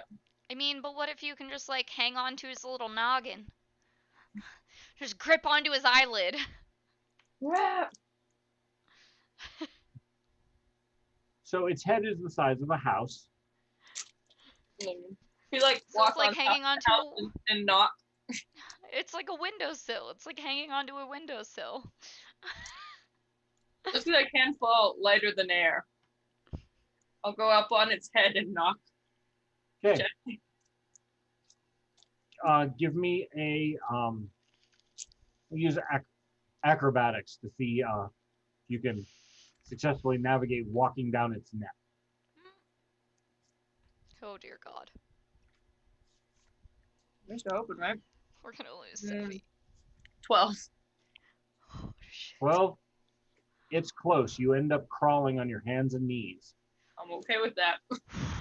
Fuck, we almost So- lost Sophie. Yeah. You get back to from its neck to the ridge at the back of its head. Now what? I'll do my knock, knock, knock while holding on for dear life to the neck after almost falling. Oh, Seppi back up. The neck and so forth rises up out of the water, and you're holding on for dear life. I'm going to try to jump back towards the shell because I do have that like don't take any fall damage under a certain height. Right. And it's more likely you've got 30 yards of Yeah. neck that you have to go back along. I think maybe I'll just slide down the neck like a slide. Okay. You slide down, slam into the shell, to the ridge of the shell, go oof, Oof. as the head turns around and is able to just kind of give you a little bit of side eye. Don't do it. Seppi holding on to the shell waves. Oh, I have land dwellers. I wonder So if you I could can just- get. I wonder if I can get rid of the infection. Yes, you can. It talks. If you just submerge for just a little bit, we'll be Not yet. gone. And you can keep going. You better tell him to let you get back to the boat first. That's true. Otherwise, we're all going in the water. Yep. All my thousands of years, I've only met a few of your kind, and most of them can't even speak. Well, And hold it. happy we're here. His head comes even closer, and this huge eye is just saying, well, maybe not your kind. What are you? I'm a Leshy, a spirit of the forest.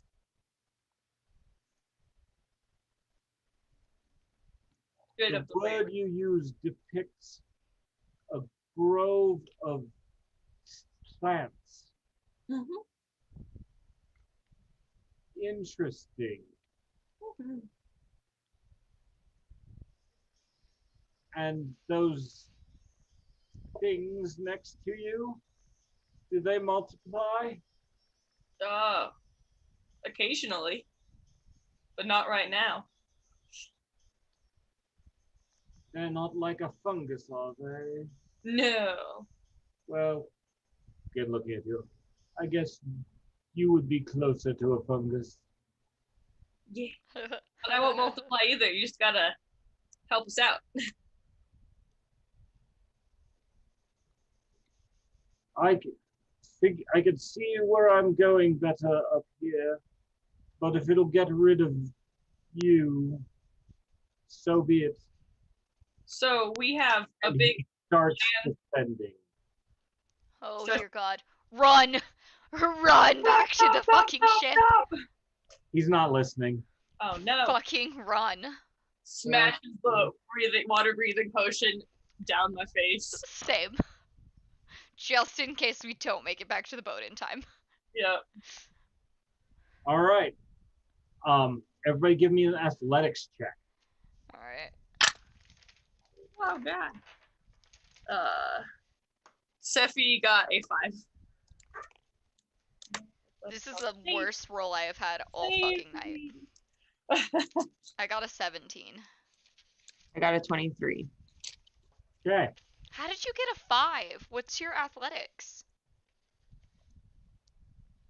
Sephi? Seppi. Oh, Sephi, I rolled a 3. And I have 2. Three on the dice and 2, but 2 for your Oh, God. and you have no points in it. So you're not trained? Oh, Nope. fuck. Oh, fuck. Okay. Fuck, we're So- about to lose Sephi. The turtle, you make it about a third of the way back to the ship before the waters are catching up to you, and you're running through water as it descends. It's not going down quickly, thankfully, but it is descending, and you find yourself in water. Kate, did you take a water breathing potion? Yeah, I did. Okay, so we all took a water breathing potion. So, do we... Yeah. How far away are me and Kate from Sephi? Um, Because I was booking it. It's and I okay, got a Sephi's gonna 17. pull some magic I can swim back and grab Sephi. and cast aerial form and turn into a seagull. okay. So when Seppi figures out that she can't run well enough to get this job done, Mm-hmm. for this, I'm flying. Fair. Does the druid thing and turns into an animal and flies towards the ship. Just You know, you could have squawks turned into a sideways. fish. You could have turned into anything. Turn into a seagull. To fly Yeah. back. Hey, I think it was a great idea. So Scream squawking the entire way. a green leaf-like seagull flies over the two of you as you are swimming, and you notice it really doesn't have feathers, it's leaves. Aw. Leafy I guess seagull. I try not to look too far back because I want to get as close to the ship as possible, but I'm like, what the? I guess it's Sephi. Sure hope so. I look like stuff. The ship, with the slow submergence, was able to refloat, and there wasn't too much damage to it from being hoisted out of the water. Oh, that's good. Do they see us like try to swim and try to fucking help us or what? You can see the lookout is up in the highest point of the mast and is pointing in your direction. That's good. You can see a skiff being lowered into the water All to right. come and they're rowing up to you. All right. Oh. Sephi also hits the deck, does like a somersault, and turns back into a Sephi. He did the somersault as I smashed down again. A couple of the soldiers have their weapons pointed at you until they realize what you are. Strange thing comes bolting at them out of the air, and oh, sorry about that. Sephi's just like, My Okay. friends, you should be "No, no, thinking no." about us, Sephi. What the fuck? Or I'm coming back. I would definitely go, and if I saw you guys were getting rescued, I would wave. If I didn't see you guys getting rescued, I would initiate that. They managed to get everybody back aboard ship, Woo! and the captain reports to the ambassador that there's minimal damage to the port side of the ship, where it slammed up against the rock formation, because they don't know that they're just on the back of a sea turtle. Yeah, we haven't told them yet. Right. Yeah, we should inform them of that. And I will when we get inside and I get a fucking hot drink, because I bet the water was cold. it wasn't horrible, but you just got dumped in the middle of the Mediterranean. Yeah, I would like to sit down and have like some warm meat or some shit and just breathe for a minute, and then I'm gonna tell the hot guy what's up. Also, what's the hot guy's name? Our leader guy, our ambassador. Did we ever get his name? You haven't previously. Akar Ben Salim. All right, I'm not. Yep. Okay. How the fuck do we spell that? Akar Okay. Ben Mhm. Salina. Cool. Got it. I have my nice whiteboard here. I'm trying to keep notes on. Nice. Yeah. So as soon as we get back on the ship and like get some dry clothes and sit down, I will tell Akar everything. So Akar and the captain listen raptly as you've been provided with blankets and warm beverages to try and warm you. Mm-hmm. They're clearly they know what to do about a person overboard. They just pulled on a ship. So Yeah. The ambassador is stunned because this is one of the great legends of the sea that has rarely ever been seen. Is one the great old ones, the sea turtle, migrated. There are said to only be 3 of them in the entire world. Oh wow, that's wild. It makes me think of Nemo. Mhm. Um, Indeed. the captain says, "I do not know how far west we've traveled. Oh shit. We are well off course, and I won't be able to tell, for we have no landmarks. And until I can take readings by the stars tonight, I have no idea where we are." Seppi leans down into the glass and mumbles, "Should have grabbed some of that lobster." They did. Yep. Did they? Oh! Yeah, the soldiers and the sailors came off the ship and grabbed the lobsters that we killed while we were going to do the other things. So we got a lobster for dinner, baby. Excellent. They actually deshelled it and had to cut up a couple of the lobster tails into transportable pieces. Believe it. But their cook is actually quite enthused about getting to work with this. Mm-hmm. They've also transported a couple of the lobster claws as trophies. Nice. Nice. But the captain said, he has no idea where they are. I assume we're still in the Great Inner Sea, and I could tell we were going west, but I have no idea how far. Well, we can hang out until tonight and then look at the stars and get back on course. Yep. All right. That will be where we start our game next session. Nice. All right. That was fun. Can I just now speak Aquan? Like, we're gonna make an assumption that when Aquan comes in the room, I'll pop Pearl back in my mouth, or Yes. absorb it. Dope. Pearl? Yeah. The pearl can be used to speak Aquan on demand. Hi, Loki. Do you mind just adding that to the list of items that you have? Are you wanting to put it in the group inventory, or are you gonna keep it in your inventory? Because I figured you'd keep it on you.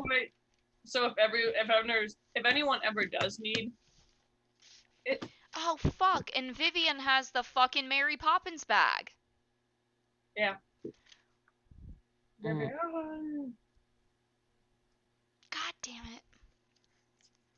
I will talk with Winter and get the inventory on what's in the Mary Poppins bag. I assume it's a lot of what's in the group inventory. Do you have the inventory of what's in there? I have the group inventory, and I assume the majority of this is in there. I don't know what else after this would be in there. So we definitely should check with her and see what else. But I will add, okay, Aquan speaking pearl. Is that what we're calling it? Pearl of tongues. Pearl of tongues, but it only Pearl of lets us speak Aquan. Hyphen Aquan. Pearl of tongues dash aqua. Okay. A pearl can be enchanted for any language. So you can get in one to speak avian or any language that you want, so long as the mage can find somebody who knows that language. Okay. Excuse Cool. me. Well, that was fun. Hell yeah, yeah, that was great. So what's really funny is like while we were streaming, some of my friends were watching, and of course it was like towards the beginning, whenever I was like, "But I like my tits out, man," and my friend like made a status on Facebook and put, "I like my tits out, man," and then like tagged me in it, and I thought it was hilarious. That's great. Amazing. So, amongst the baggage and so forth that got loaded, with you not paying attention, turns out to be the Mary Poppins bag. Oh, thank God. Yay. All right. Christian knew you needed the stuff, so Yeah. he took her personal stuff out of it. You guys didn't know it was there, and it's just when the servants asks, whose stateroom does this bag belong in? It's not the ambassador's. Yeah, we'll And take you're it. going, there it is. Cool. Yeah, Nice. that would definitely help us out. And then we just need to check in with her and see what she had inventory wise in Yep. there and make it match up with me, which I can private message her about that because I have most stuff written down. I've been really good about keeping up with that. You're the only good notes person in this whole group, I think. Girl, I take a lot of fucking notes. You do, and it's Yeah. impressive. I'm like, you take great notes. I take notes like a third grader, which I'm fine with that. I I'm fine mean- with that character flaw. It's okay. My notes for today's session is about a paragraph. It's literally only from here to here for These are today's. my notes from but- today's session. They don't 'Cause exist. I had to write down like that, that we were leaving the dock and who we were with and Saying, that we Patrick, need you to flattered that your story is interesting enough that I remember this much without any notes. I wrote down we need to acquire a flag and that we need to look for the special watchman that we want to take over our thing. And then I basically wrote down just like little blips of kind of what happened while we were in the water. Because I drink and I just go dumb and I do so many other things that I will totally forget. And I look over my notes and it helps because I put little asterisks by either oh my god, we have to do this next session, or we need to figure out whose inventory this goes in. Does it go in mine, one person's, or group That's inventory? Smart, So- organized way to do it. I am a very organized, note-taking nerd. I'm glad. I like it. So you have better notes than the DM has. maybe. We need you. And never leave this group. Or Like, we'll completely fall apart. Look at so Right. far out of my notebook, all of this is notes from our sessions. Like, Oh wow. and I even label them by day, so I know exactly what happened on what session. And then I even have a whole page just for XP. And then I have one page for group inventory. And then I have one page for my inventory. And then on the back side of it is what I'm wearing with all the information about what I'm wearing. So if I ever forget Yeah. something, I can always look back because I am good at the forget. Also, Patrick, Good to remember too. I believe that our last session you said that we were gonna need to beef up Vesta. Yes. Yeah. So before I'm gonna make a note of that on my sheet now. Yeah, I so still need before to we finish my begin brownie sheet. I next gotta- session. Hey, Pat. What was that, Seppi? I still need to finish my brownie sheet. Oh, yes. Yeah. It would have not been very useful, I think, despite we got through it, so I didn't worry about it, but it was Oh. there. My friend Alyssa commented and said, "Molly is literally me with the notes." I love it. Beautiful. And Scale Chain Ring Design said, "Have a great night and can't wait until next session." And Loki said, "Hope y'all are well." Oh, so, thank you. yeah. Thank all of you guys for tuning in this evening. I hope you guys enjoyed it and had just as much fun as us. It was a very fun adventure, and I'm looking forward to the rest of our life at sea until we finally arrive back on land, which is, of course, where Vesta and I would prefer to be. And, Steffi as well, by the way. That's why they were so just like, as a bird. They're like, this is not my element. I'm You're like, talking with like 18 different kinds of creatures I didn't even know existed. I've almost gotten eaten. I've been poisoned. I want to get out of here. Fly me as basically. fast as possible away from this Yeah. mess. So we'll definitely see you guys next Monday at 6 p.m. Central Standard Time. Whether you're watching on Twitch, Twitter, Facebook, or YouTube, you can always drop those likes, drop the comments in the chat, hang out with us. And if you can, hit that subscribe button to donate to us to help us keep doing all this really awesome, fun stuff. We would really appreciate that. And we've got some other really fun, interesting adult things in the works for you guys that I can't wait to share when we get there. So, yeah, thanks for tuning in, guys. We'll see you next Monday. Bye. Oh God, why is my mouse being a dum dum? You know, don't mind me. Okay, all right, maybe, yeah, bye.